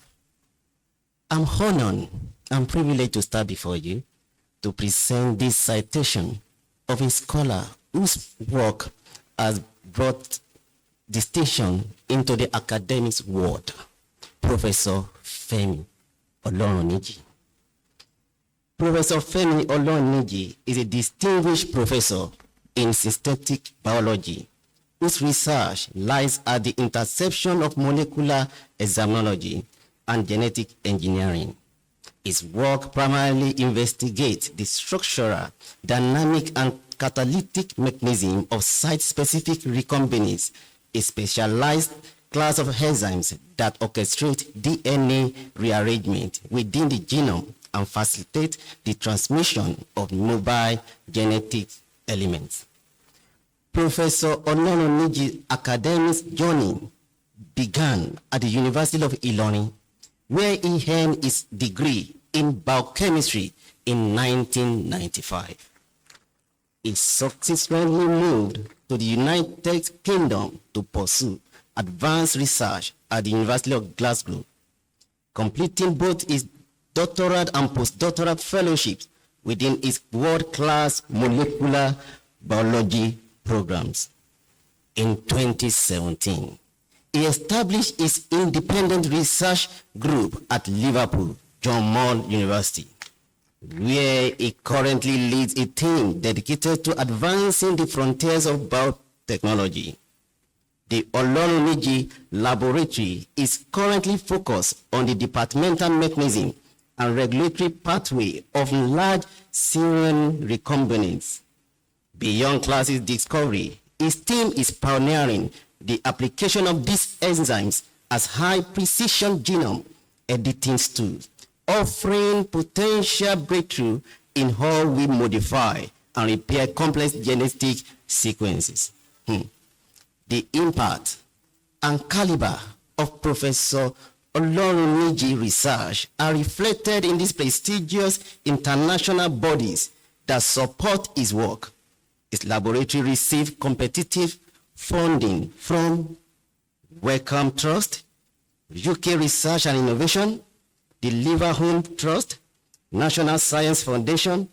It's called Expertise Enzyme Engineering. This is reaction mechanism for DNA manipulation.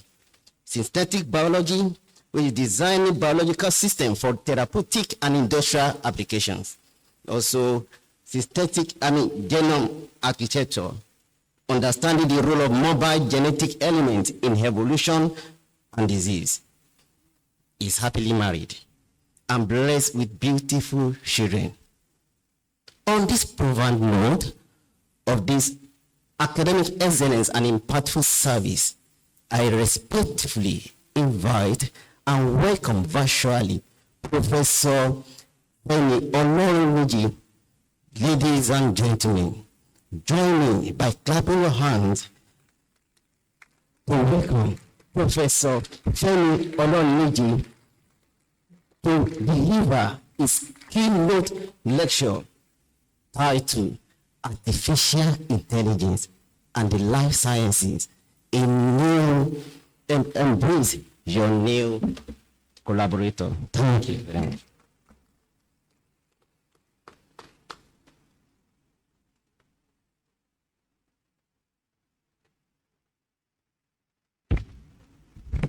So, Professor Oloronji.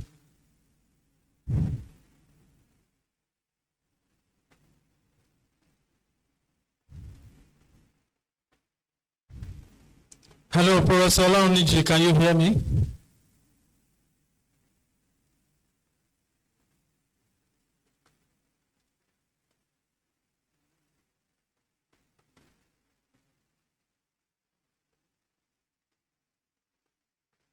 It's able to have you, Professor Oloronji, from here. Good morning.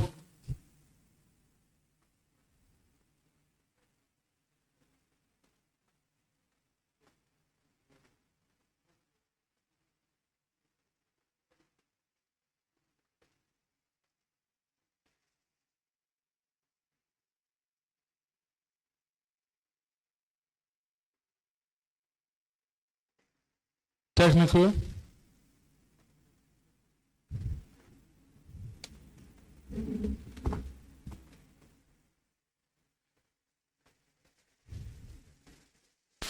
Technical.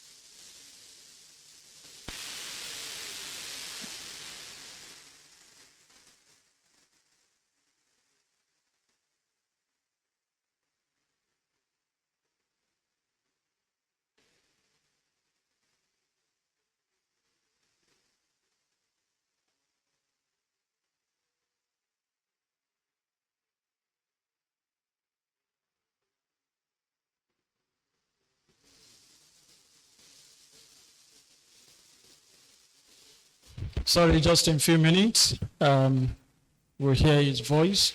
Meanwhile, I think we can just use this opportunity to stand. Let's rise, let's stretch to the right, to the left. Let's do that.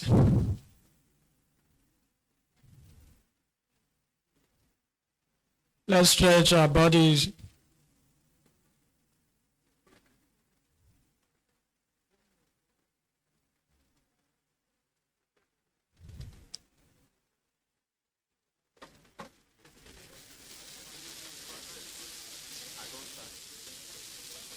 Well, Sunday is sitting so far away from us.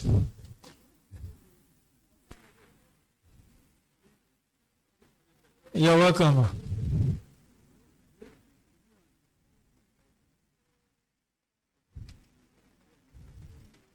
Let's just stretch our bodies, while we await Professor Oloruneji.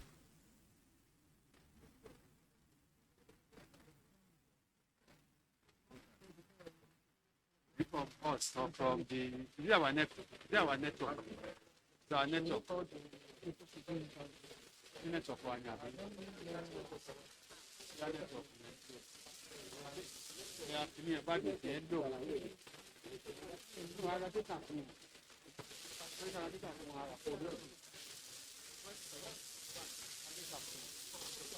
How are you going?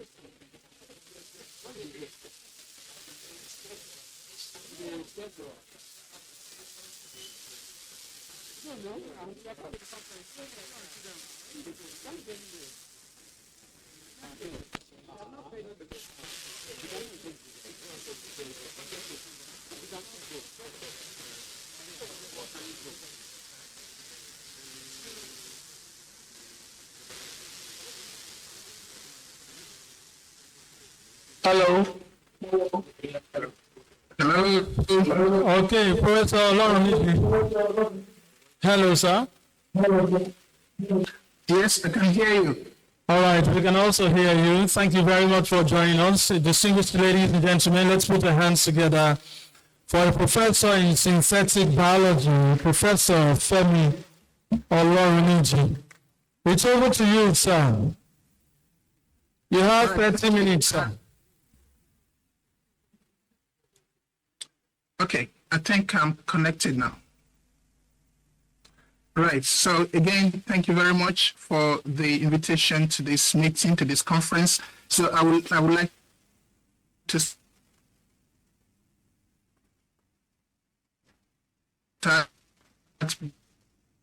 by Wole, the Dean of Science, Professor Rotimi Arise. So we used to call him Arise. I don't know if people still say that. And of course, the local organizing committee. So it's a pleasure, really.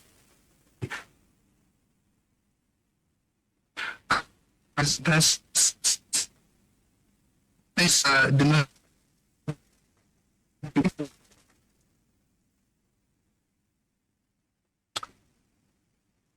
So obtained a business degree from University of Ilorin in the mid-90s, and then did a bit of research and teaching at Ilorin before I went to Glasgow for a PhD. So currently, I'm an associate professor of synthetic biology at Liverpool John Moss University. So when the Dean of Science approached me to contribute to this conference, I thought, okay, that's very exciting. I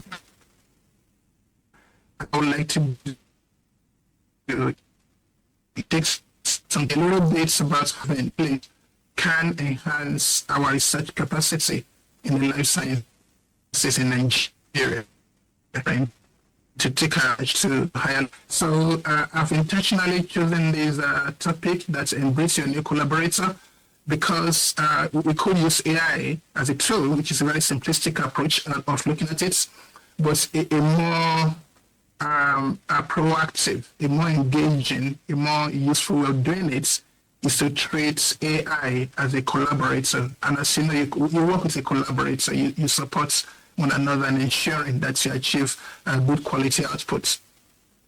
So, it's very clear the advent of AI, and in this case, I was talking specifically about what we call the large language models or LLMs. They can indeed provide critical insights and give you unprecedented and passive and coming up with a better understanding of the system you study. Now, GPT manifestations those are powerful, and about it is that it has kind of opened up the space for scientific research. So some call it democratizing it. It makes it accessible to everyone. We know that currently there is a huge gap between research outputs in terms of not only quality but also quantity between laboratories in the world that are well funded and some other laboratories that haven't got good resources. I think the keynote speaker alluded to that. How do we optimize the situation? So artificial intelligence tools, the models can significantly make things a lot easier, and you can be a big player. So for that reason, we really need to boost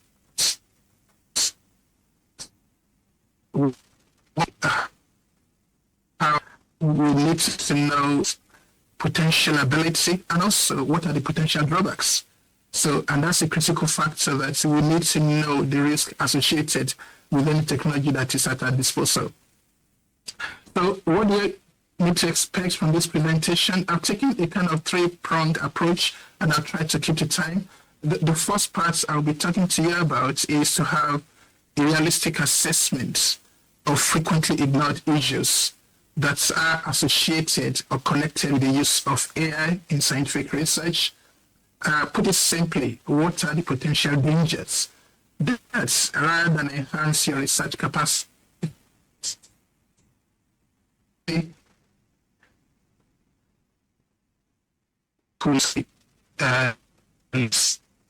and secondly, I will about examples to several of how you might use the kinds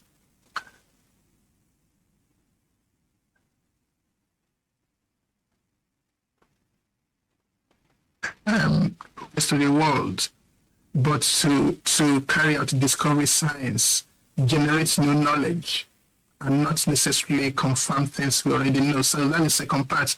And the third part, I'm going to give you two examples of how in my research group at Liverpool, we have used modern tools, AI tools, so to speak, AlphaFold 2 and AlphaFold Multima, to kind of speed up the rate at which we get discovery. So let's have a go at the first one. What are those likely issues? There are lots of them, and I'm not going to try and cover everything. I'm going to write a few things that we need to bear in mind. So the first thing I'm going to try and talk about is user bias.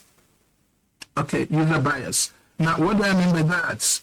So AI, artificial intelligence, is very useful, is very powerful, but somehow it also suffers from human frailties, the flaws associated with humans. So basically, it tends to listen to you. It kind of works out what you want to hear, and it will tell you the answer you want to hear. So your inherent bias as you conduct your research and you're asking AI to support you, if you don't frame your prompts or if you don't define the framework within which you are working properly, it's simply going to tell you what you want to hear. And of course, that's potentially. How can you avoid that? Now, a common approach for people to provide prompts that are focused on their data. What do I mean by that? You could give your AI, whichever version you are using, and say, here is my experimental data, make sense of it. Right, so it's going to focus on the data alone. Whereas if you frame it in the context of the big research question, this is the data I've collected in trying to address this biological question. Then the LLM's ability will look at your data and examine it in the context of the big problem. So that's a very important point. So if you are feeding it data, asking for help in analyzing it, be sure you are setting the context within which to operate. So what's the second point I want to mention is to design your query to constrain the outputs you are getting. You can ask Copilot, ChatGPT or so to tell you what the best way to work out the nutritional value of a particular food product. It is going to tell you something. It's going to give you an answer, that's for sure. But you need to ask what assumptions has it made in generating that output for you? What is the confidence level of what it is presenting for you? And most significantly, ask it to also help you think about falsification experiments. Now, when I say falsification experiments, what do I mean? Essentially, if I'm proposing that this idea, this is how this thing works. Now, the human mind, the way we scientists think, is to look for an experiment that will prove that to be right. Okay, but sometimes to do it properly, we need to be asked what is wrong, because that is how you validate your model. So you're not just trying to justify this is the way I see the world, but what if I'm wrong? What if I'm getting this wrong? What explains to do that? So that's user bias. Now, I'm going to have to move a bit quicker. And the second point on reliable source, the science reach out. Okay. And the same applies to artificial intelligence, machine learning, as you call it. The answer it gives you, it depends on the answer or on the information someone has fed it initially. So if people are feeding it bad stuff, it's going to give you unreliable information. So on the parts of everyone then, if you are putting stuff in AI,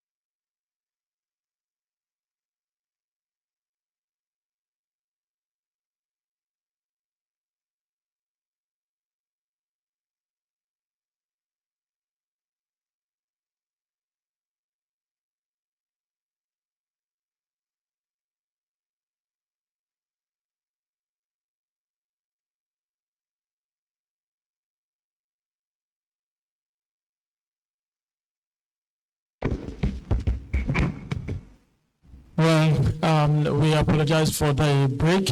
We are trying to ensure that the communication is smoother than what we've been listening to. That's what we're trying to do. Please kindly bear with us. Meanwhile, we'd like to recognize the presence of Professor Elizabeth Balogun in our midst. Mama, you're welcome, ma'am. And then we have here also representing the Dean Faculty of Law, our former Dean, Distinguished Professor Hakeem Olasunkanmi Ijaya. Sir, you're welcome. You're welcome, sir. Sorry, we were trying to put things to ensure that it's better than what we've been listening to. That's what we're trying to do at the back end. Thank you for your understanding.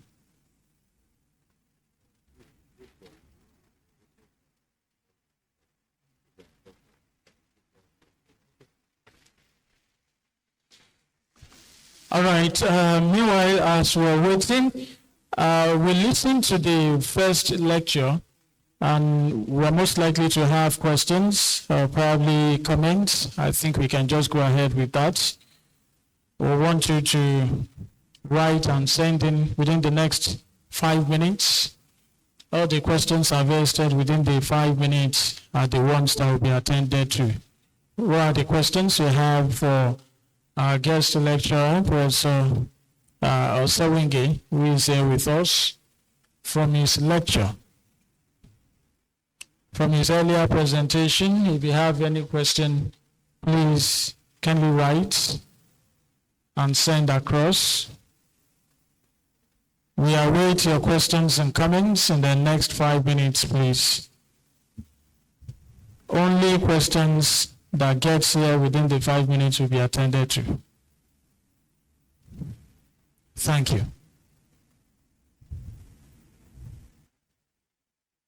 I've highlighted 2 ways in which AI can really be a very powerful tool as you carry out your research. And probably one of the most powerful way is an intelligent use of literature. So you're conducting your literature review, you try to find out what is known on a particular topic. AI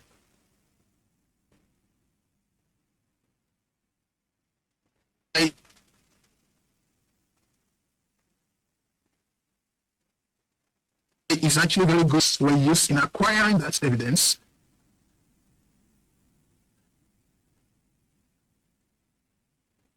And what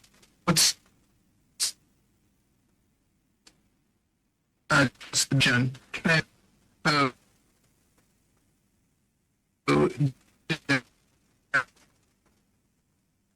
big evidence and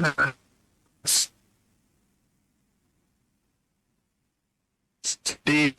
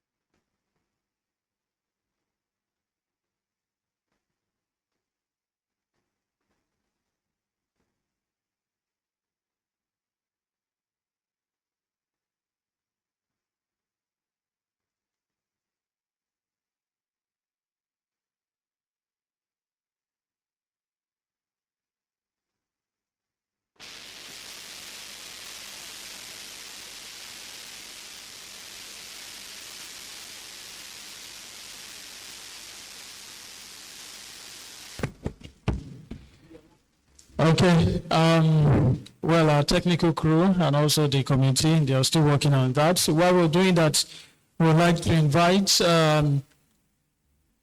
for an interlude so that we can get this sorted within the period, but keep sending across your questions.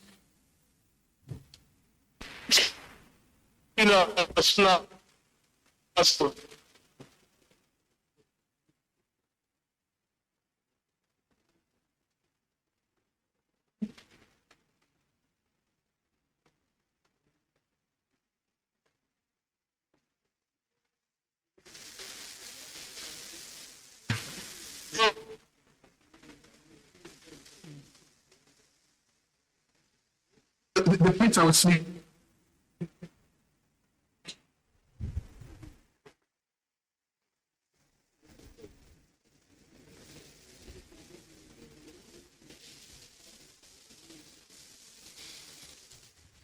All right, we call the cultural group for an interlude now. We only have 2 questions, so after the interlude, we'll take the questions.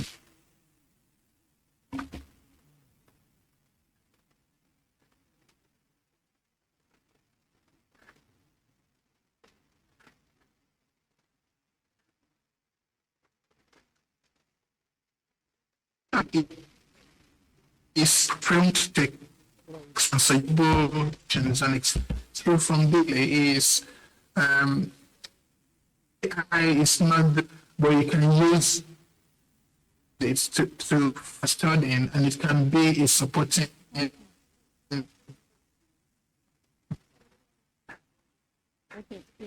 to its embrace operator. It can achieve a rapid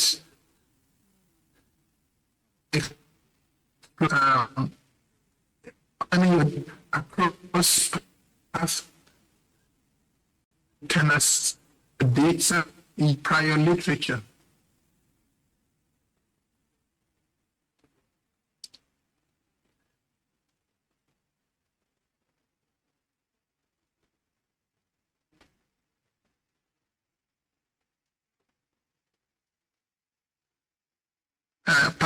To understand the rights data sets.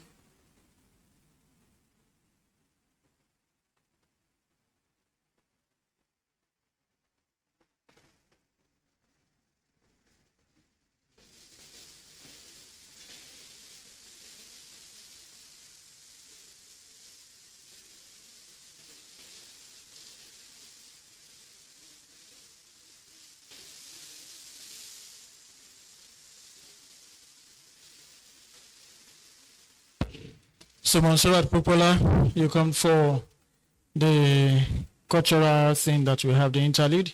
You want?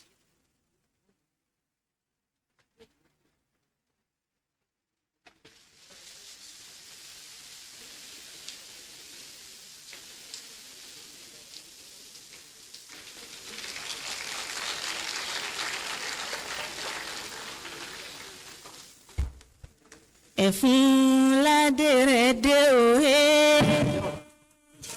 Ẹ̀fún ládèrèdè òhá. Títẹ̀ tí máa dé. Ìpópó ṣe òhá. Life science lọ́gá táwa ti mọ ẹ̀kí ìpópó adé. Bá gbé bá láhùn aláhùn káró. Bálùkò bá láwọn aláwọn kò sùn bí lékelèké bá láwọn igbe ẹfun ní òfin bọ́ọ̀lù. Mo gbèdé o bàbá mi paríparí ayé ẹkùn tagídí gbéra rẹ níjà yáṣẹ àjọ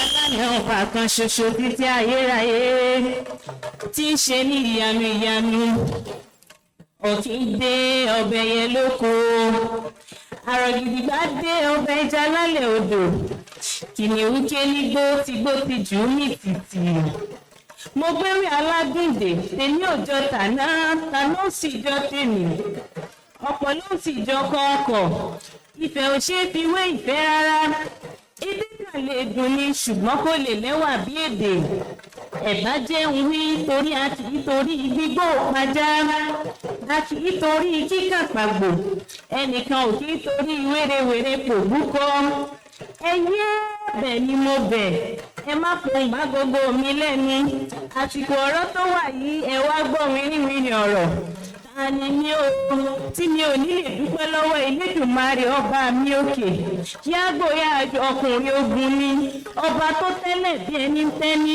tó ta sánmọ̀ bí ẹni ń tasọ iwájú mi rèé ẹ̀yìn mi rèé bàbá mo wá ṣèbà ẹ̀yin ọmọ Oòduà o ẹ tẹ́tí délé jẹ́ ìyá mi létí mi àkókò ti tó láti mọ ìyípadà ìran 2030 ìmọ̀ ìjìnlẹ̀ ìmọ̀ sáyẹ́ǹsì ṣe bẹ́ẹ̀ ṣì ti ń fọba jẹ ni ayé ń yí o mo láyé ń yá ayé ń lọ ọmọ ènìyàn ronú ìbéèrè ti pọ̀ ǹjẹ́ ta ni ó dáhùn kì í fi ẹni tí ò ní bẹ̀rù kì í fi ẹni tí ò ṣeyèméjì onímọ̀ ìjìnlẹ̀ là ń bá wí ẹni tí màá yé là ń pè nítorí pé ayé ń lọ ìgbà ò dúró dẹnìkan kan ọjọ́ ọ̀la ń bẹ ní ọwọ́ ọkọ̀ wa a new dawn rises from beyond the time. Where 2030 stands merely not as a year, but as a revolution waiting to breathe. A vision carved in brilliance and discovery, where science becomes the rhythm of survival, and innovation becomes the language of hope. The code of life unfolds before us. DNA, cells, genes, and unseen words. The blueprint of future still being written. We are waiting from the age of limitation, stepping boldly into an era where knowledge yields and wisdom sustain.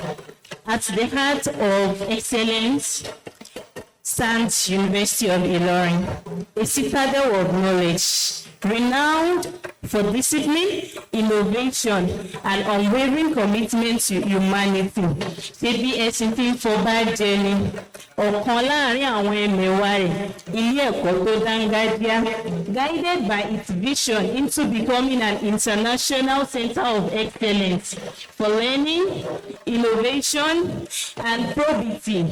The university continues to raise generation of leaders, thinkers, and solution makers. The University of Ilorin stands not merely as a place of education, but as a beacon of transformation where dreams are fulfilled, excellence is nurtured, and futures are boldly shaped. In the laboratory lit by ambition, life sciences rise like fire in the dark. It is a living ecosystem of discovery. Life sciences. This is a place where life is explored, from the tiniest unseen organism into the complexity of human existence. Life science, it is the heartbeat of innovation, where curiosity becomes research and research becomes transformation. Life sciences, in its walls, microorganisms no longer become invisible and cells are no longer ordinary. And science is no longer confined in textbooks. In life science, it is a living faculty. It is a living faculty as we know. Cells are no longer ordinary. Here life speaks through genetics, through microbiology, through biotechnology, and through all the aspects of sciences. The Faculty of Life Science stands as a bridge between nature and knowledge, between disease and cure, between uncertainty and understanding. It is a faculty that does not merely study lives, it protects it, it improves it, and it reshapes its future. A living faculty, breathing innovation, producing minds that will heal the world, sustain humanity, and redefine tomorrow. For in life science, life itself becomes the classroom, the laboratory, and the inspiration for greatness. The microscopic become magnificent, and turning uncertainty into answers and chaos into cure. We repair what illness has weakened. We strengthen what fear once shattered, bringing healing and resilience to every corner of humanity. Vaccines born from innovation, Precision medicine shaped with care, technology and biology working hand in hand towards a stronger tomorrow. No longer surviving, but thriving. A sustainable world, a healthier world. Cities become cleaner and they breathe in cleaner air. Communities grow stronger roots and healthcare become more human than ever before. Digital system connects distance life, breaking barriers once thought permanent, from dependence to self-resilience, from scarcity to possibility. Nation rise through science and people rise through health. Because sustainability is more than protection. It is preservation for generation unborn. The vision unleashed. This is more than medicine, more than technology, more than advancement. It is the science of living fully, a story the future will remember, a generation refusing to stand still, where innovation meets compassion and nature moves in harmony with progress, where every breakthrough carries hope and every discovery carries purpose. Vision 2030, not a distant dream, but a future already awakening among us. Mo wáyé ọkọ̀ mi ti rokún, ó sì ti rọ̀ṣà. Mo ti wá fẹ́ padà sí èbúté, kì í dùn kó pọ̀, ṣókí lọ́bẹ̀ oge. Àmọ́ ṣá, tí wọ́n bá mi yín wípé ta ló kọrin ewì létí yín, ẹ máa bá mi sọ fún wọn wípé èmi náà ni, èmi kúkú ni, ọmọ ògbọ́n kùkù òjò dami agbádá nu lọ́ra. Òjò ṣe tó òwárọ̀ mọ́, gbogbo aya bá ń bẹ́ṣọ sára bí èmi, èṣù oníyàwó o, òyà oníyàwó o, onífọ́tò láǹfààyè gbà. Ọ̀gá aláwọ̀ máa ṣe, ọ̀gá aláwọ̀ máa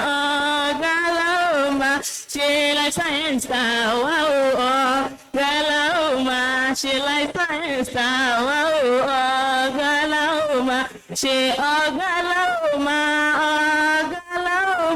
ṣe, ọ̀gá aláwọ̀ máa ṣe Unilorin yóò, ọ̀gá aláwọ̀ máa ṣe Unilorin yóò, ọ̀gá aláwọ̀ máa ṣe èmi Mọ́súrátì ọmọ Pópóọlá. Thank you very much, Monserrat Popoola.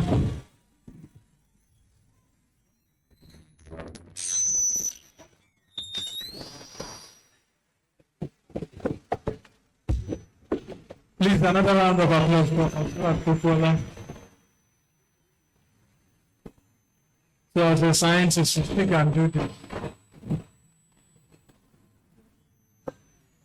As scientists, we can do this. We can do everything. We can dance. We can drum. I do everything. Is that in biochemistry or microbiology or so? Life science. All right. Let's put our hands together for life sciences. Okay. So life science, we'd like you to kindly add live to what we are doing here. Okay. Well, we harvested some questions, and no more question, as earlier announced. And the microphone, our guest speaker already has his own microphone. I'll be reading out the questions from here, and we want you to listen attentively and learn from it. Well, the first question I have here, let me just rephrase. There is the need for me to rephrase. Well, this person is saying that unlike before, students of nowadays, they don't like to be motivated, they don't like to be mentored, they are not giving themselves to studies as expected. That what do you advise that is done in this kind of a situation? It's from one of our lecturers. Thank you, sir. Yes, we already are aware of that. And you will recall I said that one very interesting thing we can do is to increase the practical content. People like to have fun when learning. We have overloaded our life sciences with theoretical content. We restrain most of our students to the classrooms. When they spend more time in the lab and you give them free time to play with consumables and tinker with test tubes and equipment, you will find out that they will be more attracted to the program. They will be more enticed by that. And you also need to develop a laboratory culture where you must put on your lab coat, you must be properly dressed to the lab, no long nails, no long hair, all those things need to be enforced. But I think students like hands-on. They are bored when they are just sitting in class and you come and give them multiple speech and talk and they write notes and it wears them out. So when they spend some time in the lab, they will enjoy the program. So that is what we need to change. Increase more practical content. Okay. All right. I hope that is taking everyone. Please, I have people who have gone ahead of me in this job here. Okay. Perhaps Professor Loyede may want to also address the issue of why, students are losing interests, in studying and all of that.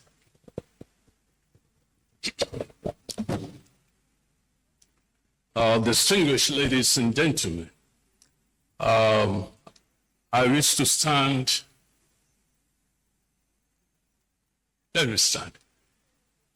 I wish to stand on the existing protocol because I'm just to contribute to what he has said. But first, I want to appreciate you for that keynote speech which you gave, highly inspiring, and gradually moving away from what we are used to. We are now old school, whether we like it or not.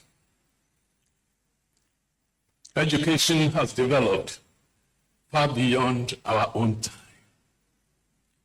But some of us that the Almighty God has given the opportunity to continue to live, we must also continue to follow so that we are not completely left out. And therefore, in contributing to what he has said, in our days, we spend quite a lot of time doing practicals in the laboratory. 6 hours unending. We have practicals in a week for about 3 different times, highly involving. And for those of you who attended the lecture which I gave the last time, at that time we also had lecturers. As you are doing the practical, they are marking it. All the data, the results you get, they will append their signatures there. It's not a question of you going back and telling your friend, what result did you get? But honestly, our children of today, they are very often restless. They are always moving. And if truly we want to impact on them, then we must continue to put in place things that will make them to be more interested. Practicals is very, very important. The second one that I will look at is giving them assignments where participatory, in fact, participatory lecture, I tried to introduce that before I left the university, particularly with my postgraduate students. It's not an issue that I'll just come to the class and begin to dictate to them. We have the topics. You also will prepare for the topics. I will give, then you will give. You keep them working. If you don't keep them busy, there is no way. And for you to have the AI today, to keep the students busy will be very difficult because they always have the solution. kí ni tọ́pìkì tí wọ́n ti kọ́ wa gan. Once they know the topic, just go to the AI. It will download everything for you. Now, the difference that you should make to the AI for me is not captured on our own environment. And I want every one of us to listen to this. It's not captured on our own environment.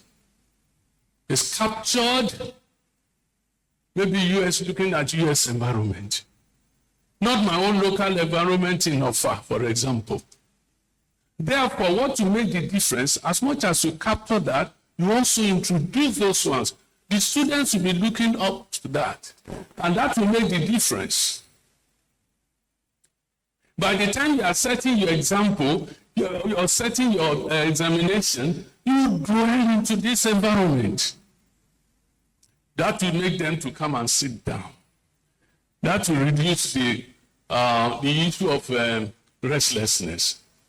But overall, it should not just be completely just talking and talking and talking. And you must make it interesting. You must make it interesting. You must be asking questions from them. Keep them busy. You talk for 5 minutes, oh yeah, you, tell me. I do know that it's not easy, not like our own time. But honestly, I wish you the very luck. And it can be done. Thank you very much. Thank you very much, sir. Let's make our classes participatory. Let's make it more interesting. Let's add live to it. We appreciate you, sir. Thank you very much. Quickly, ladies and gentlemen, let's together journey to the United Kingdom, where Professor Femi Oloruneji is waiting.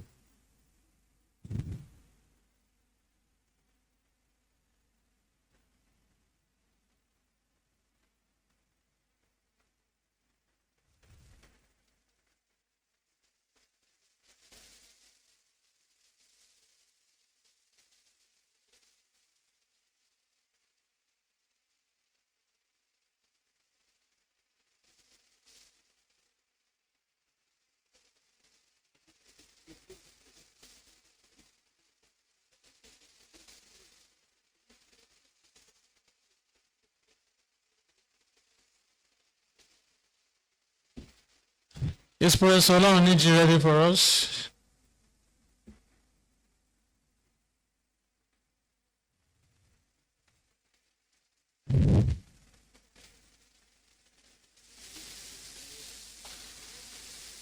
Okay, and while we're still waiting,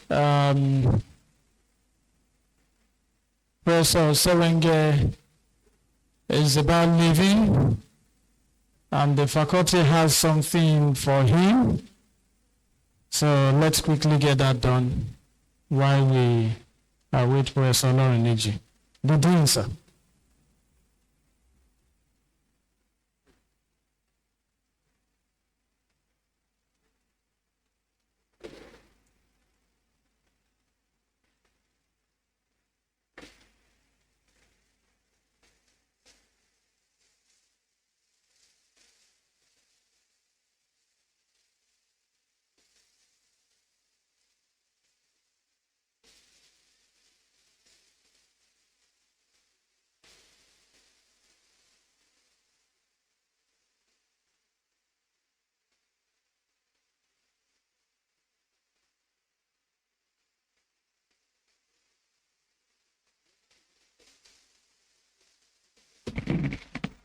Please, I want Professor Sylvia Omalomo to join us to present this to our guest speaker. Thank you, ma'am.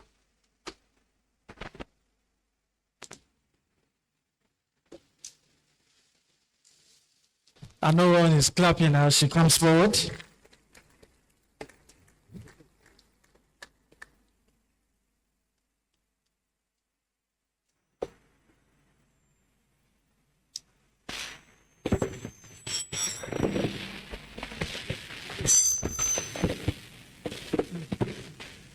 It's an interesting.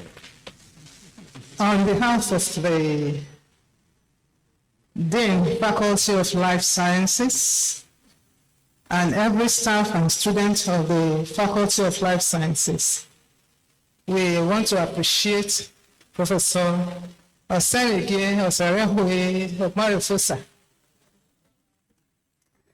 And I need to call his name properly.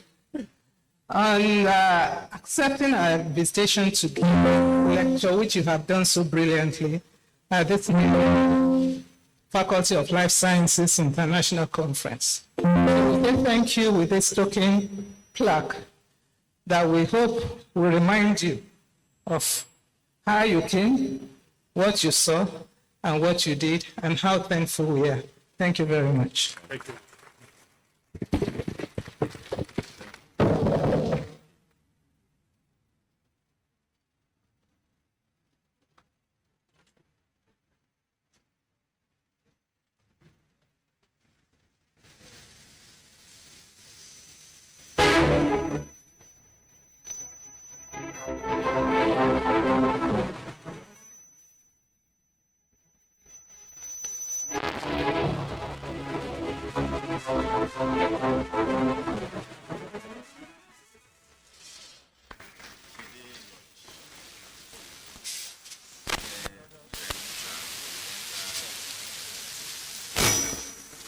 All right, thank you very much, man, for doing this for us. Yes, Professor Oloniji, is he ready now? Please, are you on?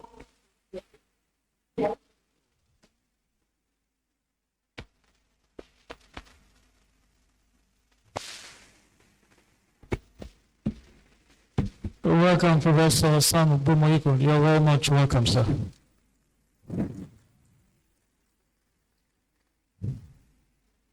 Is Professor Oloniji ready for us? I think we should just go ahead with the question and answer. We'll learn from this also.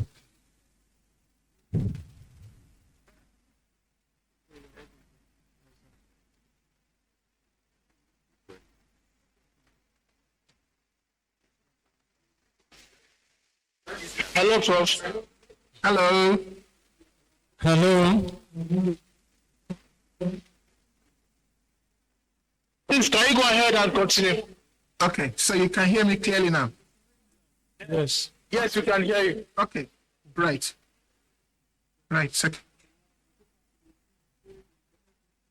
Okay. Well, back.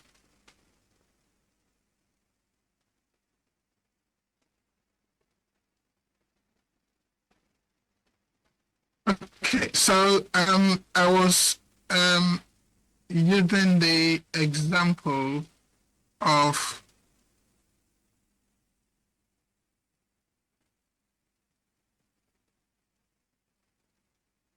I think I'll probably just move on to the next section now. So I'm gonna quickly try to take you through some of the work we've done using AlphaFold 2 and AlphaFold Mortimer in my research group here at Liverpool. And if I break off again, please just let me know so that I can stop and pick it up again. So the first place I would like to start is to talk briefly about the kind of research we do. So the system we work on involves bacteriophages, which are viruses that infect bacteria.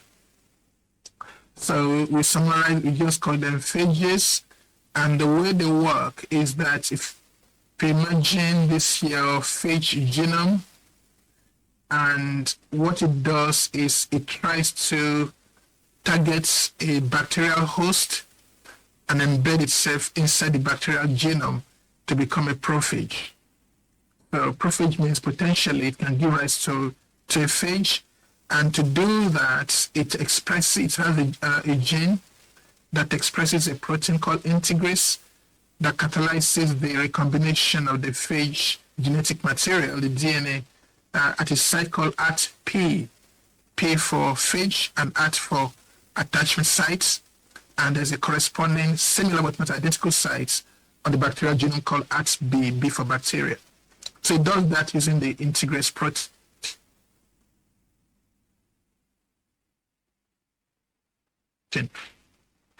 it's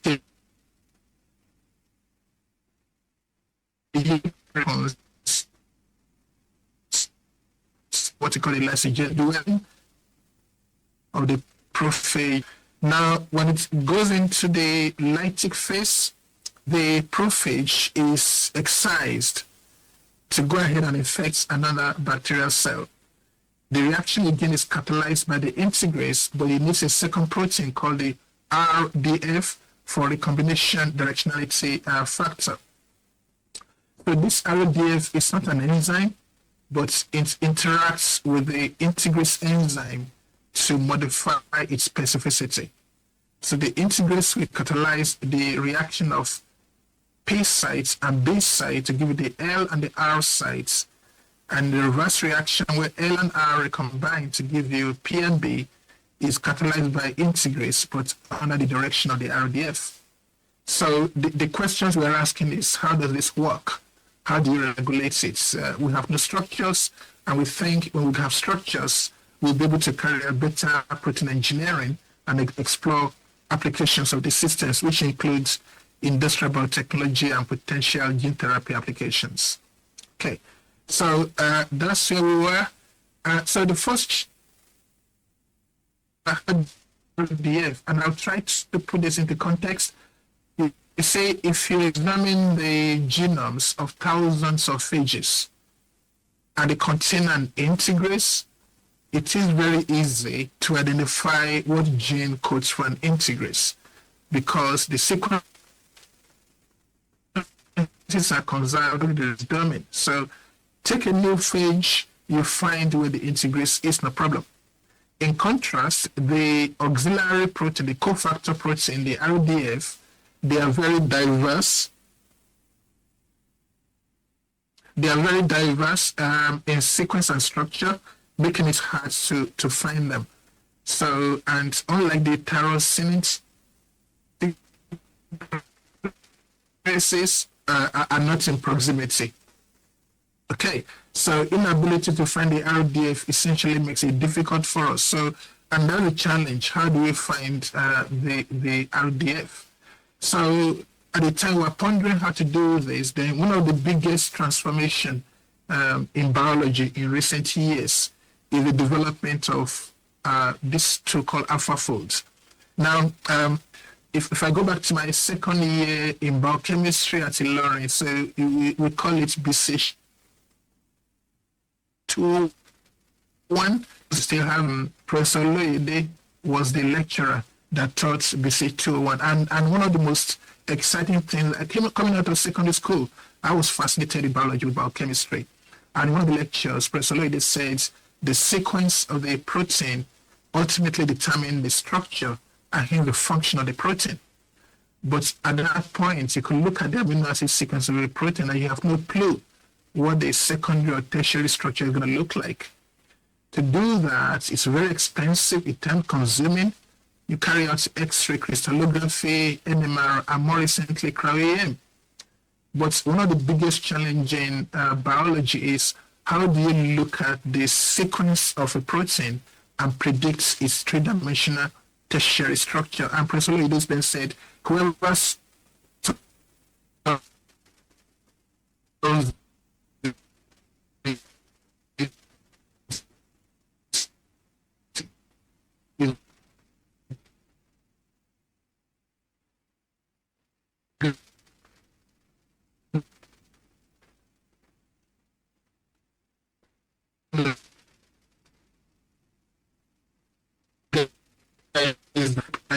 2021. So we harnessed these developments and used it to kind of work out the structure of our RDF proteins. Remember I said that they have diverse sequences and we think the structures are different.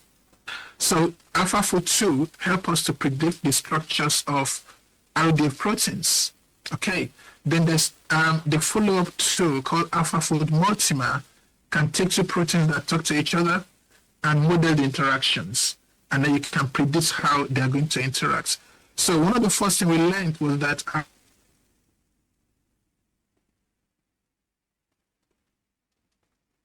our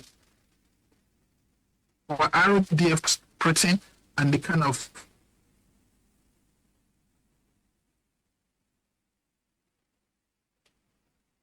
golden arrangement. So eventually we're able to work out that, okay, it appears that despite the structural diversity, the RDF proteins are interacting with the integrase at the same junction at the base of the second DNA binding domain. So that's fine. So, and of course, as I said earlier, AI machine can make a prediction. You got to go to the lab and check, does it work? And the model is, if two proteins are interacting and you know the interface, then the predicted interface, if you make mutations at that interface, and those mutations are functionally relevant, they should kill the protein and kill the activity. Whereas if you make mutations on an interface where they are not talking to each other, the mutation may not necessarily be bad for the activity of the two proteins. And that's what our data shows. So data kind of verify what the machine told us of how it works. So then the big challenge then is, traditionally, how do you find an RDF? If you take a fake genome, it could have up to 100 plus genes that are candidates to be an RDF, and it's a very painstaking, lengthy process of testing each gene. Is this the RDF or is it not? So we need a high throughput system whereby we can easily find what is an RDF, and that is what this system allows us to do. So we kind of reason that despite their structural diversity, if any RDF is talking to its integrase at a particular interface, we should be able to use this AI machine to screen all the candidate genes and predict who is the RDF, and then go ahead and test that. Okay, sounds cool, isn't it? But we needed to run some control. So we took a few examples of non-RDFs, so that's existing data, and ran it through the system. Does it work? And behold, in all cases, the AlphaFold multi-map virtual program picks the confirmed RDF as the top candidate. So existing data supports the model. So that's great. So what I need to do is to go ahead and use it on a new system. Does it work? Yes. The answer is yes, it does. So I don't have the time now to go through the details of all this, but the key take-home message here is the model we developed using this AI system works consistently with the experimental data when we actually carry out the experiment. How big was it? It's a breakthrough article. So Nucleic Acid Research published it in 2025 and designated it a breakthrough article, which means it solves a long-standing problem in the field. Okay. How accurate are these predictions? Well, pretty accurate. So prior to this, over 20 years, 5 different research groups in the world. Between us, we only manage about 13 RDFs using the traditional hard process. But with this new technology, within 3 months, we were able to identify and characterize more than 75 new RDF proteins. However, while most predictions are validated, approximately 1 in 7 turn out to be false positives, which means the machine is not perfect. So again, it brings that back the point I made at the start, that while AI can help you frame your question, you need to back it up with actual experimental work to be able to confirm that you got the right thing. Okay, so I'm going to mention briefly the second point we looked at, which is asking why are the RDF so diverse in structure, yet they bind to the same conserved interface of the integrase. Now, this doesn't happen often in biology. If two proteins are talking to each other and do the same function, an essential function for that matter, they tend to be highly conserved. You don't get variation in structure. That is not how biology works. So we wondered, why is it that the integrase structures are conserved, but the partner proteins are random proteins picked from different parts of the genome of the phage? So, and we thought maybe this is a situation where the protein have a secondary function. So in protein biology, we call this moonlighting. So it comes from the English word to moonlight, which means you have a day job, what you do during the day, but at night you have another job. For example, you could be a professor of biochemistry during the day. At night,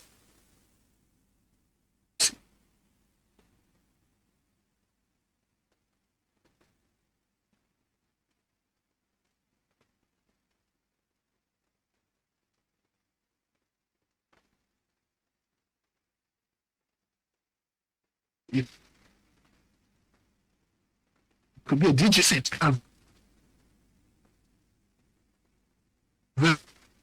available structurally non-pro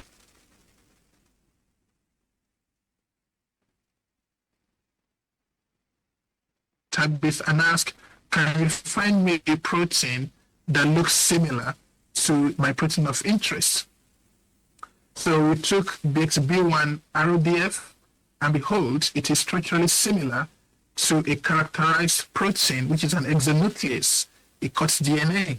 Okay, we were not expecting that. Then we took another one, the RODF from TG1. It turns out to be very similar to a single-strand DNA binding protein from another phage.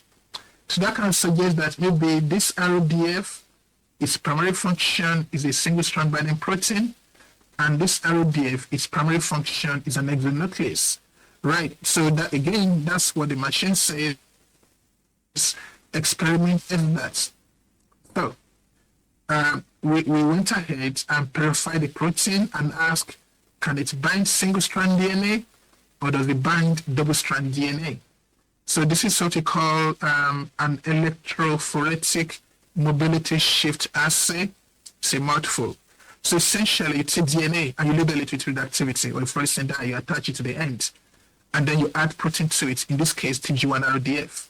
So this is single-strand DNA. So the lane above here describes the concentration of the protein. So at zero concentration, you just have the DNA. Because you get the DNA, it migrates very fast on the band. So that's electrophoresis.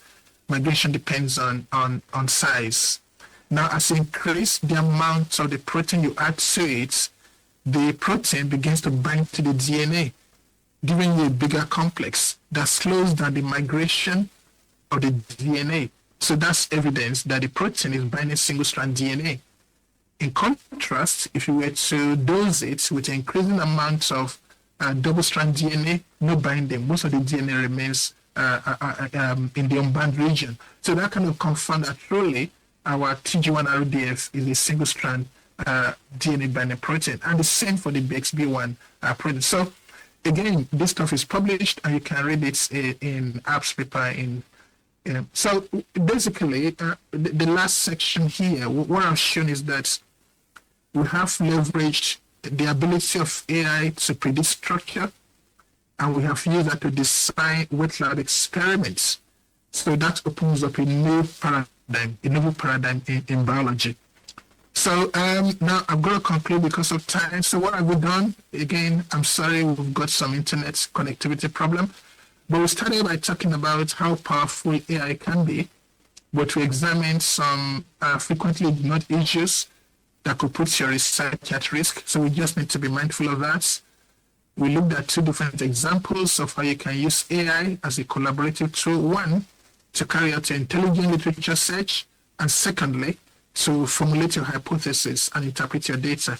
And finally, I gave examples of how we use this in our lab. So what I need to do now is just some acknowledgements of my research group in Liverpool.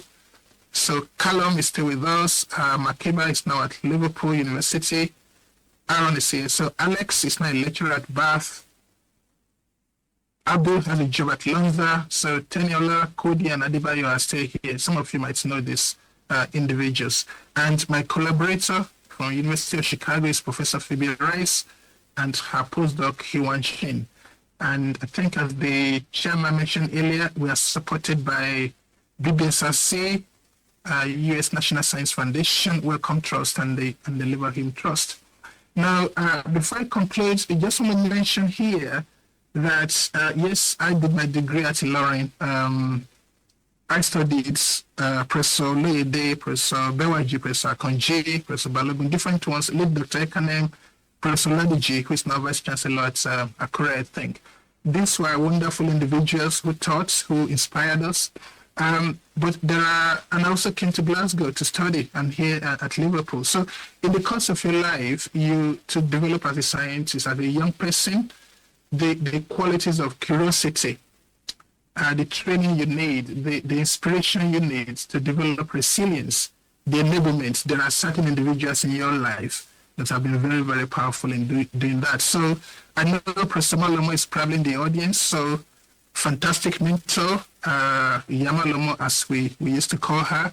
I'm not sure if she knew, and very instrumental in my development as a young researcher in Nigeria, giving you the space, the facility, and the freedom to explore. And this, so, Madam, I'm sure you're in the audience. I'm forever grateful to you for all the support you did and everything you did to help me develop into a scientist that I am today. So thank you very much. And of course, Professor Marshall Stark in Glasgow, a friend, a wonderful guy. He retired last year, and he disappeared into the Isle of Arran, somewhere off the west coast of Scotland. So thank you very much for the mentors, and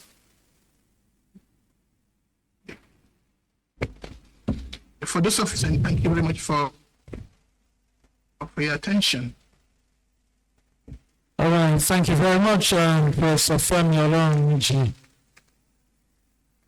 We appreciate you for your presentation. He's been speaking on artificial intelligence and the life sciences. Embrace your new collaborator.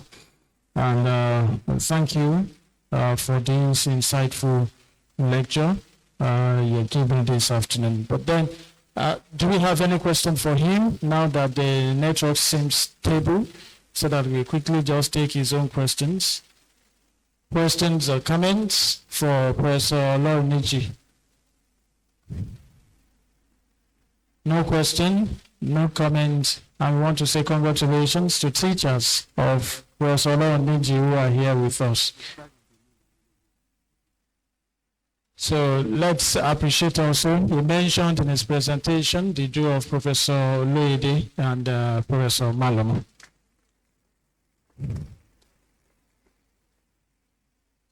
Okay, you can be assured that the slides will be made available, to all of us, so that we can go over it again and at our convenience. So thank you everyone for your attention. We appreciate you. Professor Femi Olorunji, a professor of synthetic biology, thank you for your presentation. And ladies and gentlemen, because we still have one more presentation to be from the United States, and now that the network seems stable, should we just take that now? Should we just take that now? Okay. All right. We are moving to take the next and the last presentation for the day, and this is to be taken by Dr. Lutana Mika Nneji, Dr. Lutana Mika Nneji. And before we listen to him, I'm calling on Dr. Tomi. Dr. Lutomi Adeyemi Ali to read the citation.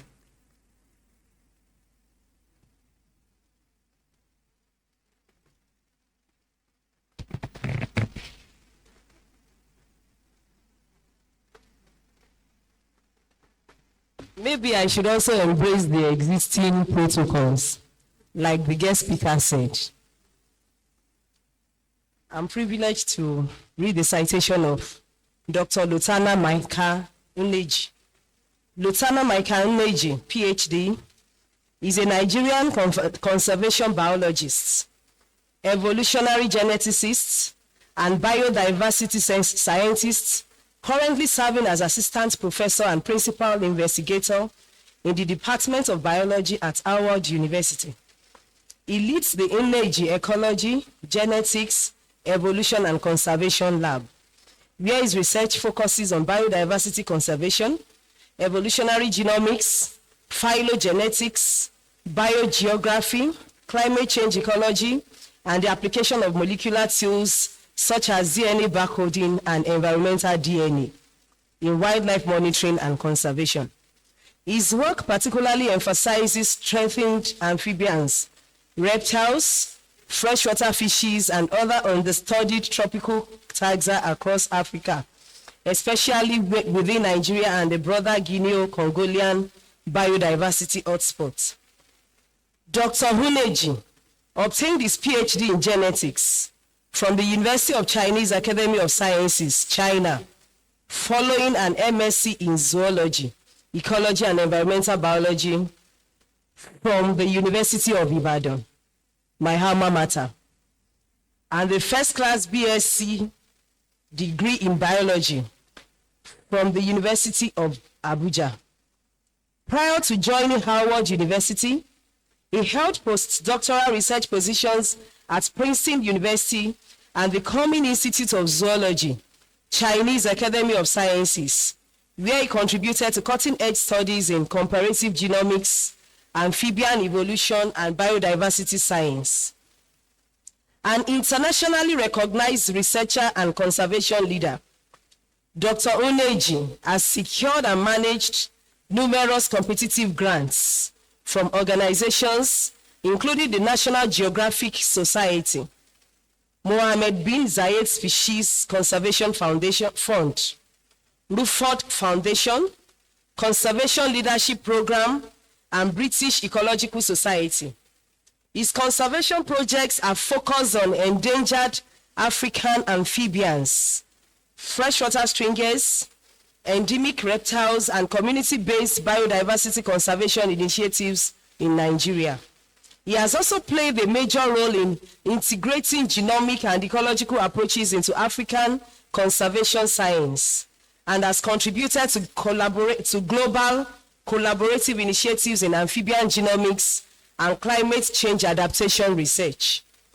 Dr. Uneji has authored and co-authored an extensive body of peer-reviewed scientific publications in high-impact international journals, including studies on amphibian diversity, conservation genomics, species distribution modeling, phylogeography, fish ecology, and biodiversity assessments. Beyond research, he is deeply committed to mentorship, conservation education, and capacity building, supervising graduate and undergraduate students, and supporting conservation training programs across Africa. He also serves the broader scientific community as a reviewer for numerous international journals, editorial board member for scientific journals, and contribution to conservation policy and biodiversity initiatives. His work continues to advance understanding of African biodiversity while promoting evidence-based conservation of threatened species and ecosystems. I hereby introduce Dr. Uneji for his speech or lecture.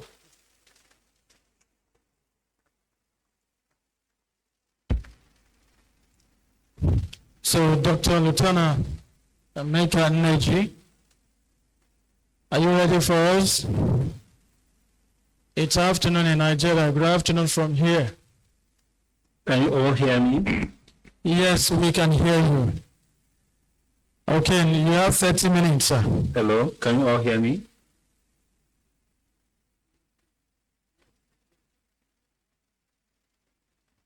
We can hear you, Dr. Uneji.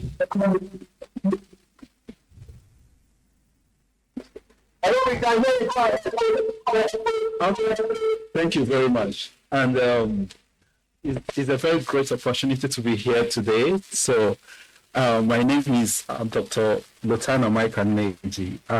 I hold a bachelor's degree from University of Abuja and my master's in University of Ibadan before moving to China, University of Chinese Academy of Sciences for my PhD, and then I did my postdoc a little bit in China before moving to Princeton University for my PhD, for my postdoc in ecology and evolutionary biology. And currently I'm an assistant professor and principal investigator in the Department of Biology, Howard University.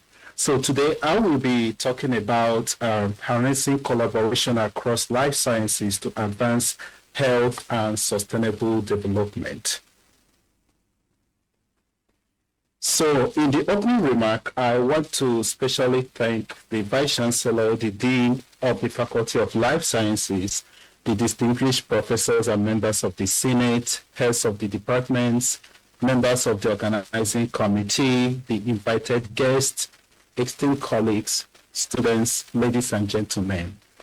It is a great honor and privilege to be here at the opening ceremony of the Faculty of Life Sciences Conference, University of Ilorin, Nigeria.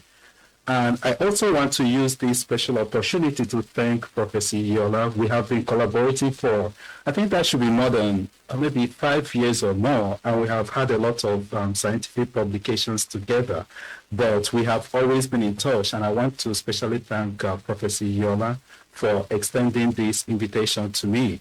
And I also want to sincerely thank the organizers for the opportunity to deliver this keynote on the theme that is both timely and urgent, looking at Vision 2030, harnessing life sciences to improve health and sustainable development.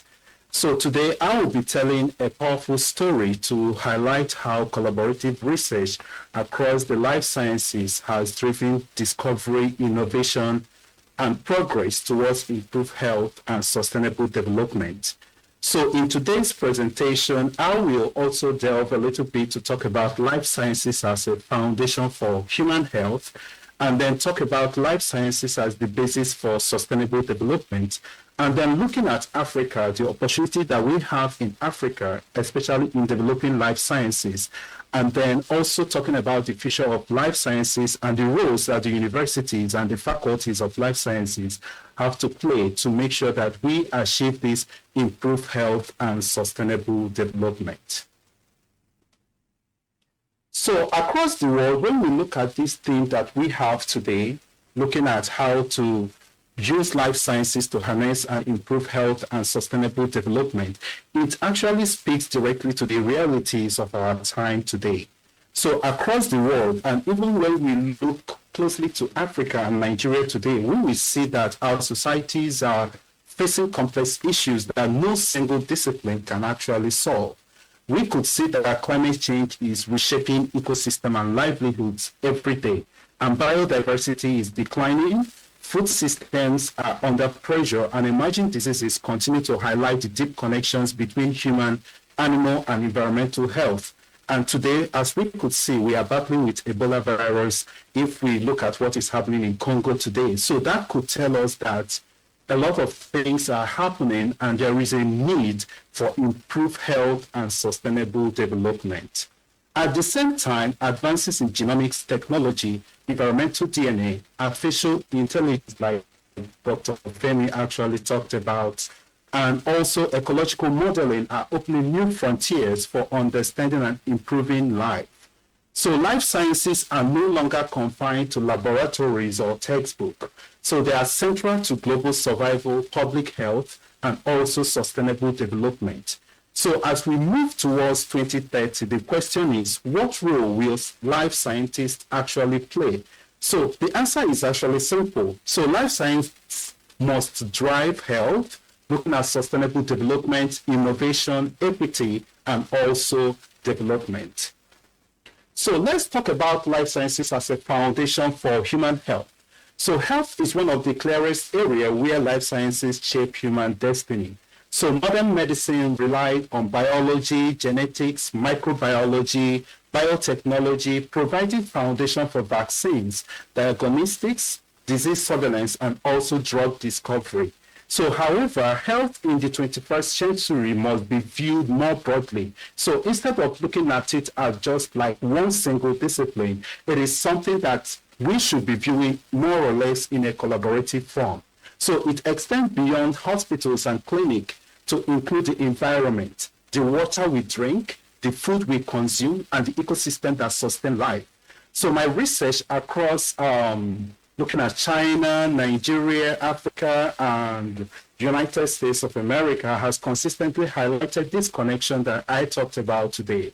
So across genetics, ecology, biodiversity conservation, environmental DNA, and climate, one central idea emerges. Human health is actually inseparable from ecosystem health.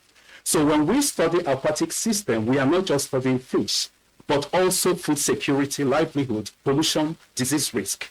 And also investigating microbiome in fish reveals the link to environmental health and antimicrobial resistance. Like one of the most recent studies that we conducted looking at some fish from Lagos Lagoon, we were able to see the link with all these antimicrobial resistant genes, that even these fish could actually potentially be like a vehicle for this antimicrobial resistant gene to human. And even today, we have also started using environmental DNA. So environmental DNA is not just a tool, but a means for monitoring, conservation, and sustainable management. So that is why this Vision 2030 must adopt One Health approach, recognizing the deep connection between human, animal, and also the ecosystem health. So let's move to talk about sustainable development. So oftentimes, this concept of sustainable development is often framed in terms of economics, infrastructure, energy, agriculture, and maybe governance. Yet, none can succeed without biological knowledge. So that shows us the importance of these life sciences that we all are into. Agriculture relies on soil organisms, pollinators, genetic diversity, and climate resilience. And also fisheries depend on biodiversity, water quality, and sustainable management. And public health is grounded in disease ecology, microbiology, and environmental monitoring, while climate adaptation requires understanding species distribution and ecosystem responses. So life sciences provide the evidence that makes development truly sustainable. So if I want to talk a little bit about my lab, so in my lab, we focus on African biodiversity, studying amphibians, reptiles, fish, and other threatened species, where we use a lot of integrative tools such as DNA barcoding, conservation genomics, species distribution modeling, machine learning, environmental DNA, and community-based approaches. So as you could see from what I display here, all you could see is that in my research, I try as much as possible to be collaborative and integrative well enough for us to be able to have a very good understanding of what we have in our environment. So in my research, we combine social science with natural science, atmospheric science, and chemistry to help us to have a very clear understanding of the animal and plants that we have in our ecosystem, and also how to be able to use them sustainably, especially in the light of biodiversity crisis that we are experiencing today. So these are not merely academic pursuits. So apart from the research that we are doing, we also try as much as possible to use whatever that we are having here to actually help in conservation action planning, and also for awareness program, and also for education training. So this helps us to answer critical questions about species presence, their decline, habitat vulnerability, and also the impact of climate change, while also informing how communities and policymakers can respond.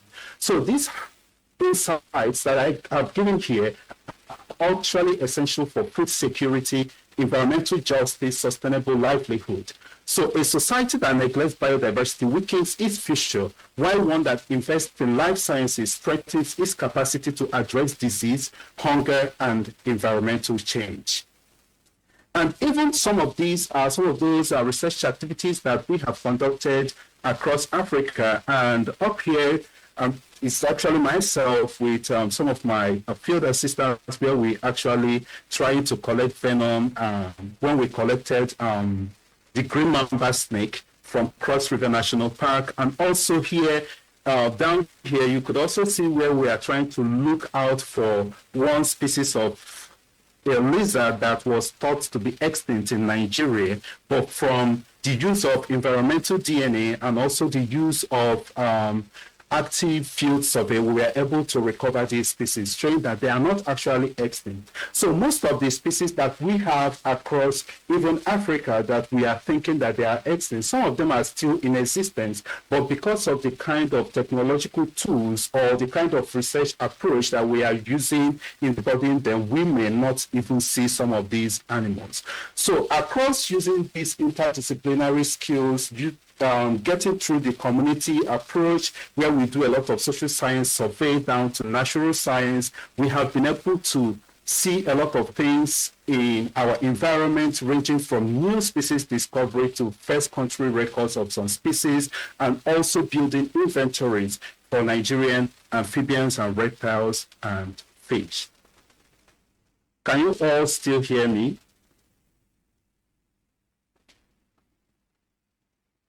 Yes, you can. Okay. So let's talk about African opportunity in life sciences. So as an African scientist working across continents, I believe that Africa must remain a passive, must remain not only where they are going to be collecting a lot of samples. So which I feel like Africa must not remain a passive consumer of scientific knowledge. So the continent must become a producer of knowledge, a leader in innovation, and a key voice in global life sciences. Africa holds extraordinary biodiversity. From our research in fish, Africa alone holds more than 3,000 freshwater and marine fishes. And even when we look at amphibians and reptiles, we are having almost more than 1,000 amphibian and reptile species, which some of these individuals that I'm calling here are not found anywhere else in the world apart from Africa. So Africa holds extraordinary biodiversity from rainforests to savannas, to rivers, to marine systems, alongside with rich indigenous knowledge, a growing academic landscape, and a pressing development needs. So this creates both opportunities and as well as responsibility.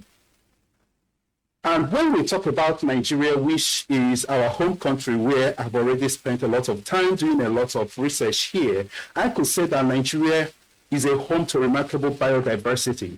So with all the advancement that we are seeing in life sciences, we have been able to see that Nigeria is more than a natural heritage. It is a scientific frontier with solutions for medicine, agriculture, climate adaptation, and sustainable development.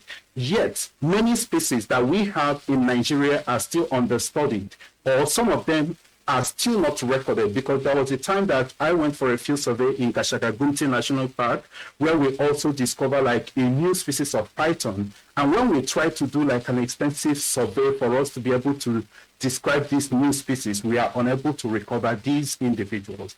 So many of the ecosystem in Nigeria still remain under-monitored, and research is still underfunded.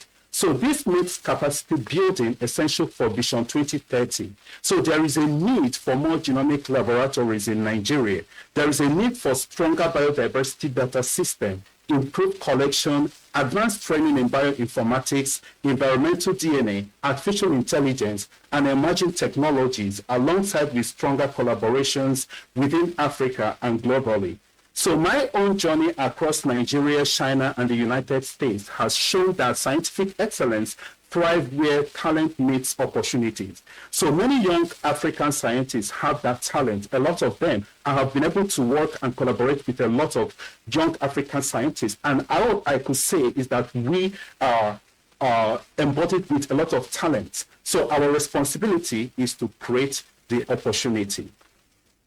So the next frontier of life science will be shaped by technology, as we have begun to see today. So by 2030, most impactful programs will integrate field biology, laboratory science, computational tools, as well as community engagement. So genomics will allow us to understand biological blueprints of organisms. Like recently, we have been able to sequence the whole genome of the only freshwater stingray in Nigeria. Not in Nigeria, we say in Africa, and we have been able to sequence the whole genome of it. So it was able to give us some insight about the evolution, adaptation, disease resistance, as well as conservation. And also genomics supports precision medicine, pathogen surveillance, as well as identification of genetically distinct population.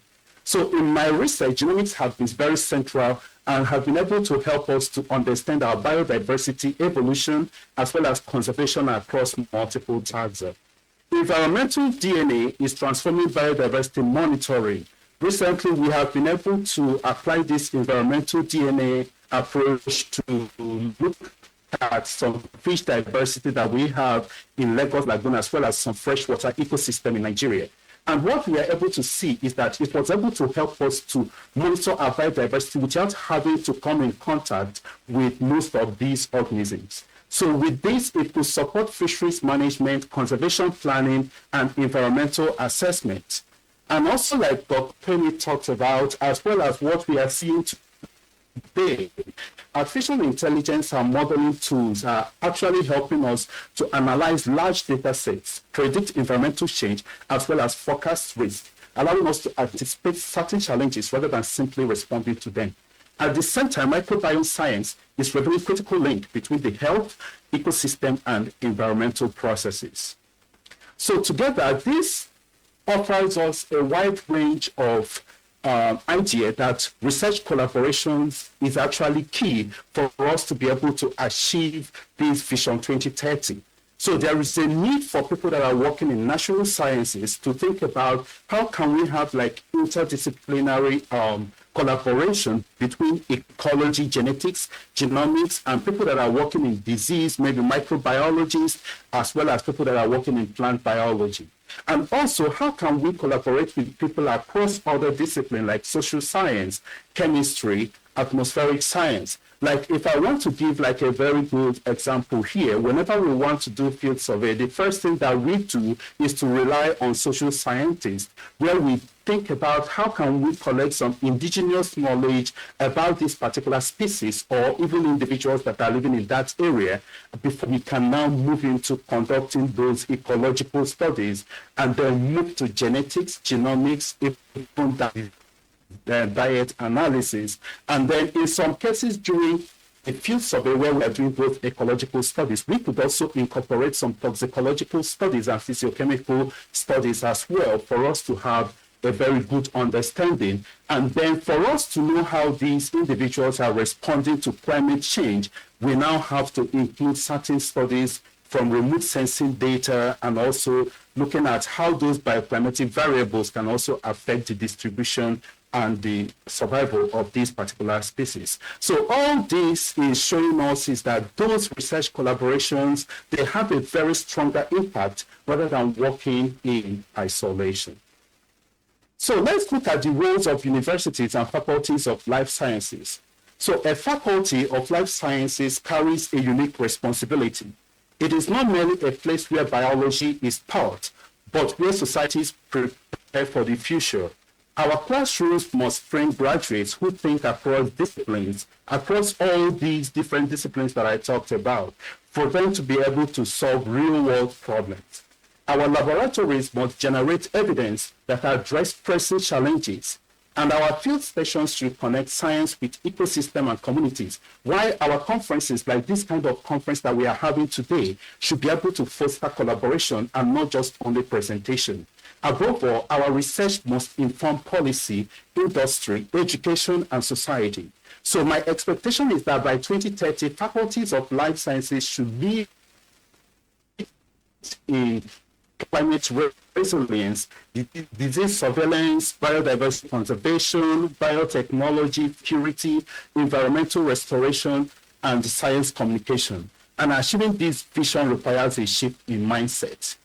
So one of those shifts is what I have here, where I was able to think about how can we transform whatever thing that we are doing in our lab to things that people that are within the communities will be able to understand. So these are some of those field activities where one of the things that we look at is how are we going to train the young people to be able to know how to study our environment, to know how to collect some genetic samples. Because one of the major things that we also was able to realize is that this impact of citizen scientists cannot actually be overemphasized.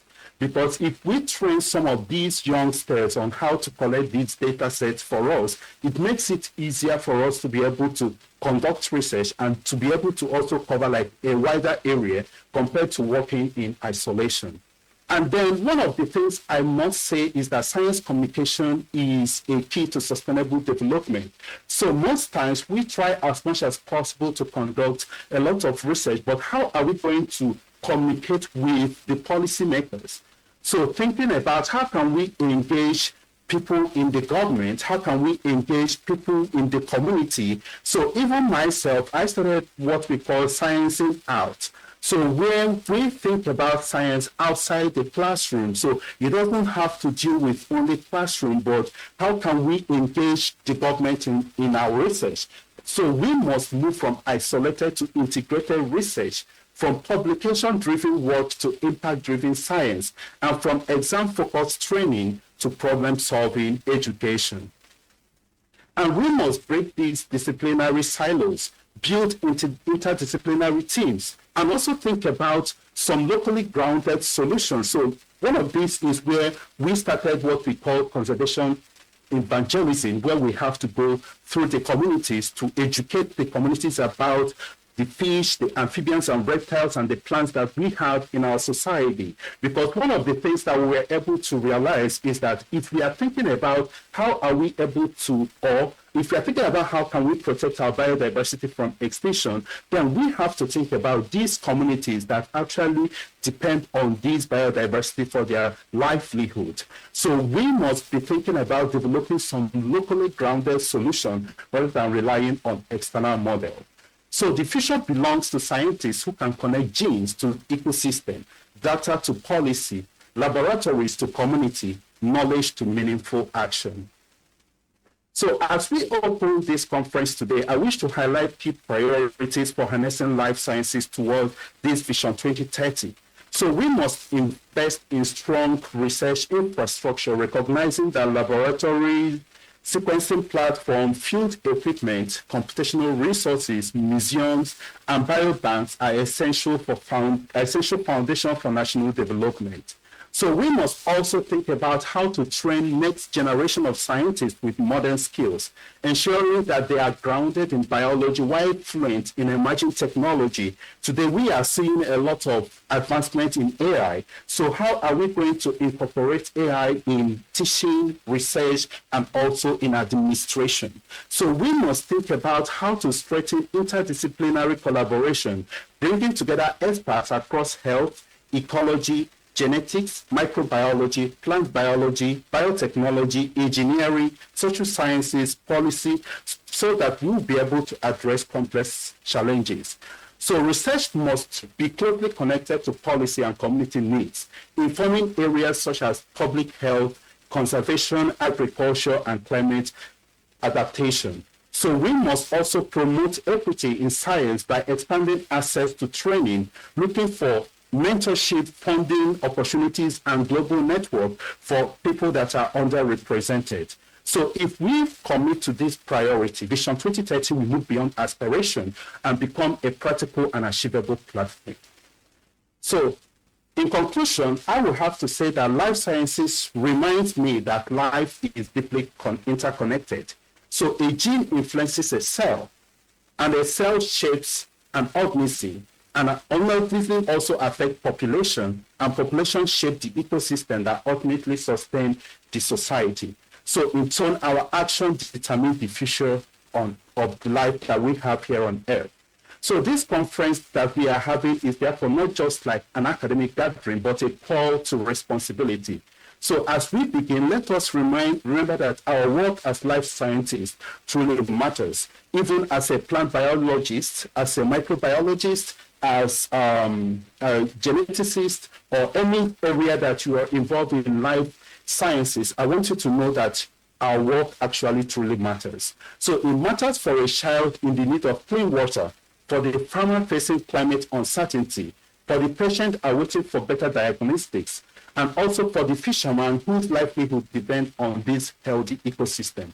It matters for endangered species. Like nowadays, we are beginning to see a lot of species in Nigeria that is going on extinct. So our action as life scientists matters for these endangered species and for our nation striving towards sustainable development. So this Vision 2030 challenges us to think bigger, collaborate more effectively, train more deeply, innovate boldly, and serve humanity with purpose. So let us use life sciences not only to understand life, but to protect, improve, and sustain it, and ultimately transform our society. So in conclusion, I want to thank the members of my lab and also thank Howard University and my collaborators and my funders and the field workers for all their help, because all the work that we have been able to do over the past years, from Nigeria to Cameroon, to Ghana, to Ethiopia, to China, and all this area wouldn't have been possible without these intellects that have actually put up their effort and their resources and their time in conducting all the research that we are doing. And I also want to especially thank the organizers for this great opportunity. And thank you very much for everything. I appreciate it.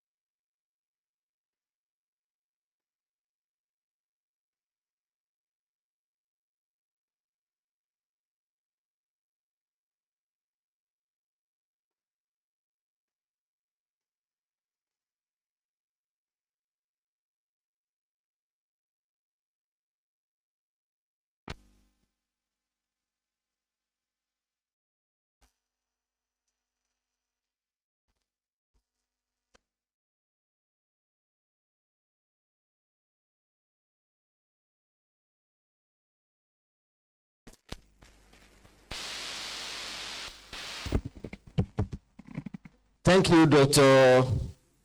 Lieutenant Micah Nnechi, for these beautiful presentations. And I want to believe that the audience enjoyed the presentation, and Dr. Lieutenant would like to take questions from the audience in response to his presentation. Questions? One?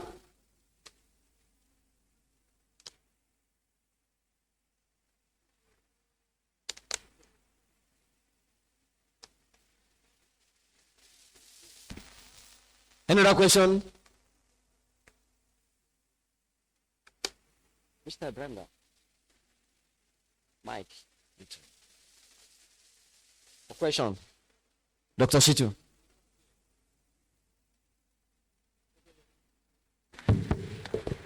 Good afternoon, everyone. Dr. Lieutenant, I really enjoyed your lecture and presentation. But in my usual way, I want to ask that how can we expand opportunities for many of our undergraduates and postgraduates today that we can work in collaboration with your center? It's very important because many of our youths today, they do not really understand that our field or your field of study is very, very important.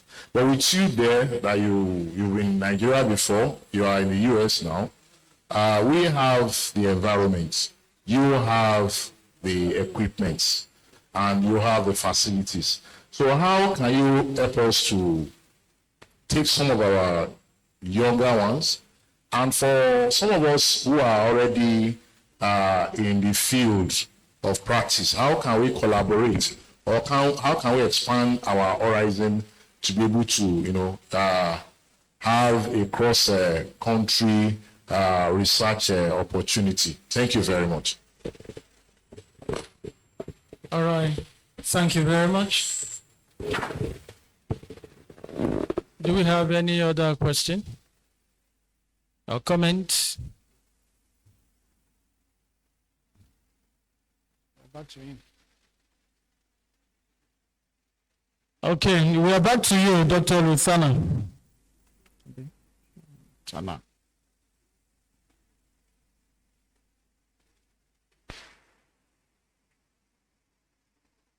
Dr. Neji, are you still there?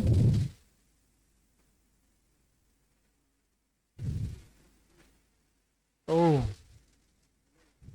okay. We lost that connection.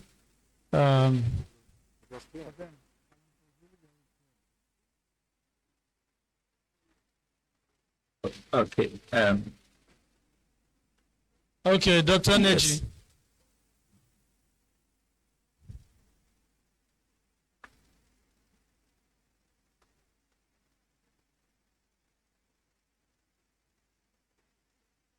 I think there was a question that was asked regarding collaboration beyond the shores of Nigeria.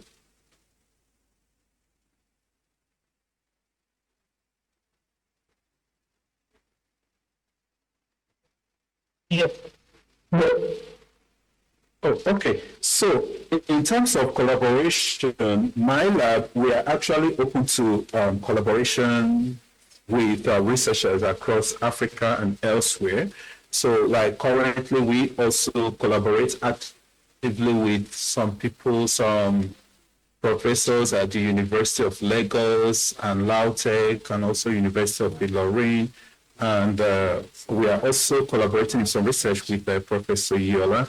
So we are actually open to collaboration. And one of the things that we are hoping is to see how to be able to help in building capacity, especially in Nigeria and in Africa, so that maybe, I always say that I'm not going to live in the world forever. So I want to train and I want to invest in our country. So I'm actually open to collaboration, and please feel free to reach out in case if we have some synergy, either in ecology or in microbiome or in plant sciences, and we could actually discuss further. All right, thank you very much. And so we'll just allow you from here. Other questions that we have will be posted on the conference platform, and we'll get the responses. And for those, the questions we harvested earlier for Professor Osewenge, he was unable to answer all the other time. The questions have been harvested and submitted, and so you look out for responses to your questions on the platform. Because of our time will not permit us to continue taking questions and answering them. But then on the platform, you see it. And of course, all the papers presented will also be on the platform, for us to go back to much later in the day or much later. So, ladies and gentlemen, because we are mindful that when it is in 3 minutes' time, Muslim brothers and sisters will want to go for their prayers, so we are mindful of that. And for now, we are bringing everything to a close for this particular program session.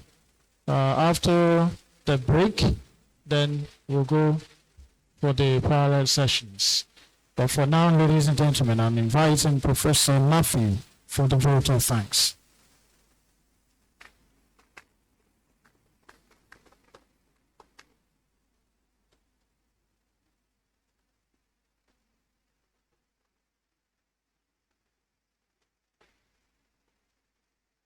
Thank you very much, Mr. February. To begin from you, Mr. Vice Chancellor in absence here. I think I must appreciate our Vice Chancellor for, even when he's not available, we see and we saw the dedication that represented him, and we appreciate all of them. I want to say that today we are live and we are lively in the Faculty of Life Science, organizing a lively conference in our Better by Far University that I don't think there's any other university that exists in Nigeria and beyond that is as lively as our university. I want to, on behalf of the faculty, the dean, and entire members of staff and students of the only faculty that has life and that is lively in this university, appreciate our amiable Vice Chancellor, Professor Olasupo Wahab Egbewole, SAN, for the immense support that our faculty enjoy from him. I want to believe that if he's around, he will have been here lively with us. And I want to appreciate his representatives, the DVCs, starting from the DVC Management Services, the DVC RTI, and the DVC Academic. We appreciate them all, including the registrar and the bursar of the university. May God continue to enliven them. To our guest speaker, the guest lecturer, Professor Olugbenga, I prefer to call that because I find it difficult to call others. Even though he's not here, we appreciate his intellectual enriching lecture, and we pray that God continue to enrich his life. Also to our keynote speakers, Professor Femi John Oloniji and Dr. Inaji. We appreciate your wonderful lectures, and we pray that God Almighty will continue to enliven you. We have here physically, on behalf of the Dean of Life Sciences, I want to appreciate our fathers and mothers who are, we prefer to call them great-grandfather and mothers, for their support. They have been the backbone that whenever they meet us, they say, well done, we are motivated. I want to single out these individuals. The first of them is usually called head of Baba Infante University, which is representing his acronyms, initials, Professor H.O.B. Oloyede. That is also representing head of Baba. So we appreciate you, sir. May you continue to flourish. And with him sitting is the former Deputy Vice Chancellor Academic of this university, Professor S. Omaloma. We appreciate you, ma. He's our great-grandmother in the Department of Biochemistry and by extension, our faculty. We also have seated down here our calm and amiable mother, Professor Iye Balogun. Thank you. Your presence is a motivation to us. May you continue to be enlivened. Here seated with us at the back of the dean are people who have held that position that have laid the foundation for this life science faculty, the former dean of the faculty, deans of the faculty. We have them, Professor Pio Majasola, Professor Mustafa, and Professor Andy. And together with them is the representative of the Dean of Faculty of Law. We appreciate your attention, and we pray that God Almighty will continue to brighten your life. Also, we have esteemed professors here seated. They are too numerous for me to mention, but I will mention quickly some few of them. Professor Wolabi, Professor Oriowo, Professor Agbabiaka, Professor Saliu, Alfred, Professor Igunu. Then the HODs. We appreciate you all for the support you are giving the Dean of Life Science. May you continue to be enlivened. And here we have the presence of the wife to our Dean, the sparkling wife of our Dean. I think that is the backbone. When you see the Dean bouncing around, he has something that is cooking underneath. We appreciate you. May you continue to be enlivened. This is life science, and this is where life begins. Also, we have people who have supported us with their presence and also in many other ways. You are highly appreciated. You are too numerous to be mentioned individually, but you must know that you are highly appreciated. Before I leave, I must say that we have our Dean, our amiable Dean. We must appreciate him on behalf of himself and the faculty. So, you know, when you are amiable and you are open to ideas, even when you are the head and you are open to ideas, you are going to be successful because you are going to gather strength to be able to achieve what you want. So we pray that God will continue to make you flourish and enliven you. We have a lot of people who are non-academics in their various positions that have supported this conference. We pray God Almighty will continue to assist you. I must not forget the LOC. The LOC headed by Professor Iyola. We appreciate you. He's highly amiable, cheerful, and is always lively. He's been supported closely by the sparkling lady. The lady that when you are in the dark, you may not need torchlight to see. That is Dr. Okay. Oh. So Dr. Mutiat Omakanye, you are highly appreciated. So I think it is microbiology. You see, our size speaks volume about our discipline. Thank you very much. We are highly appreciated. And all the members of various committees, you are too many to be mentioned. You highly appreciate for your respective contributions. We have here with us the Dean of Physical Sciences. I wish her is lively where he is, you can see. Please, even if we are about to close, I will appreciate you come up here for people to see you lively. Thank you, sir.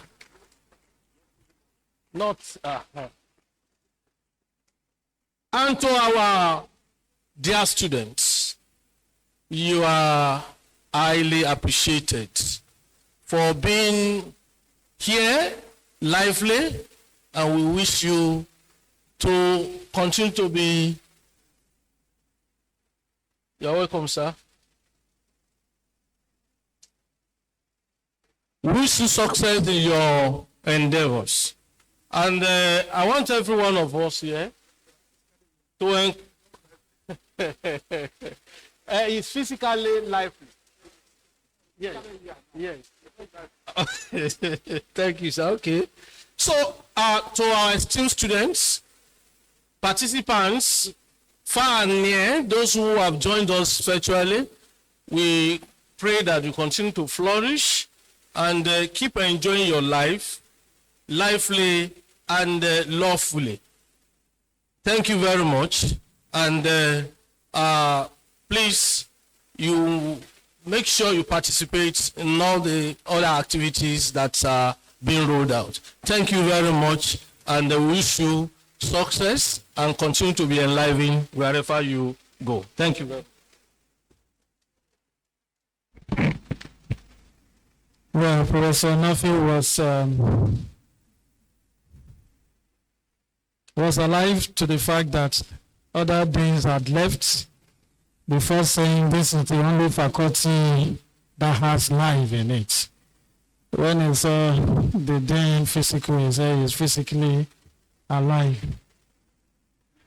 But he has forgotten that we have another dean who can actually sue you for saying they don't have life. When you say the only one who has life, which means others don't have life. But we have a faculty that can sue, still on seats, and no deal.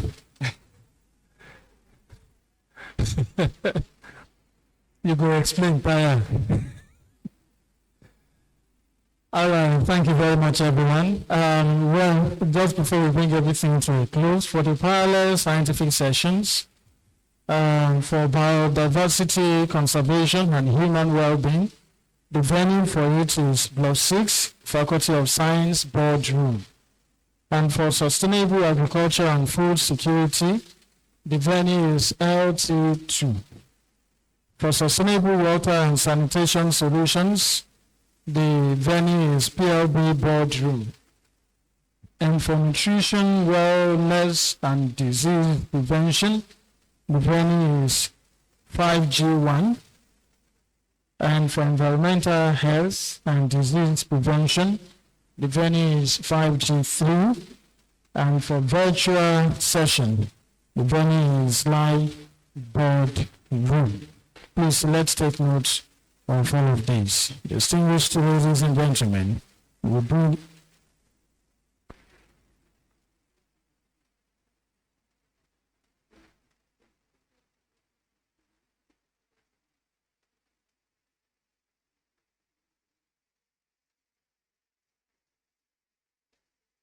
All right, and for presenters who have been moved to other venues, they should kindly please take notes.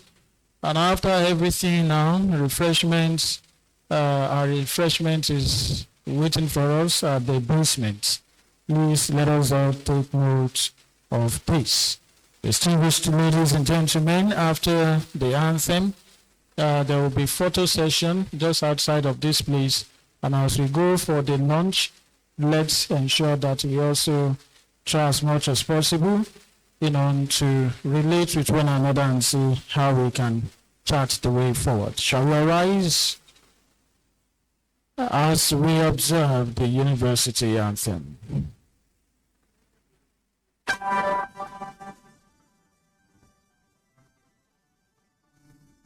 Thank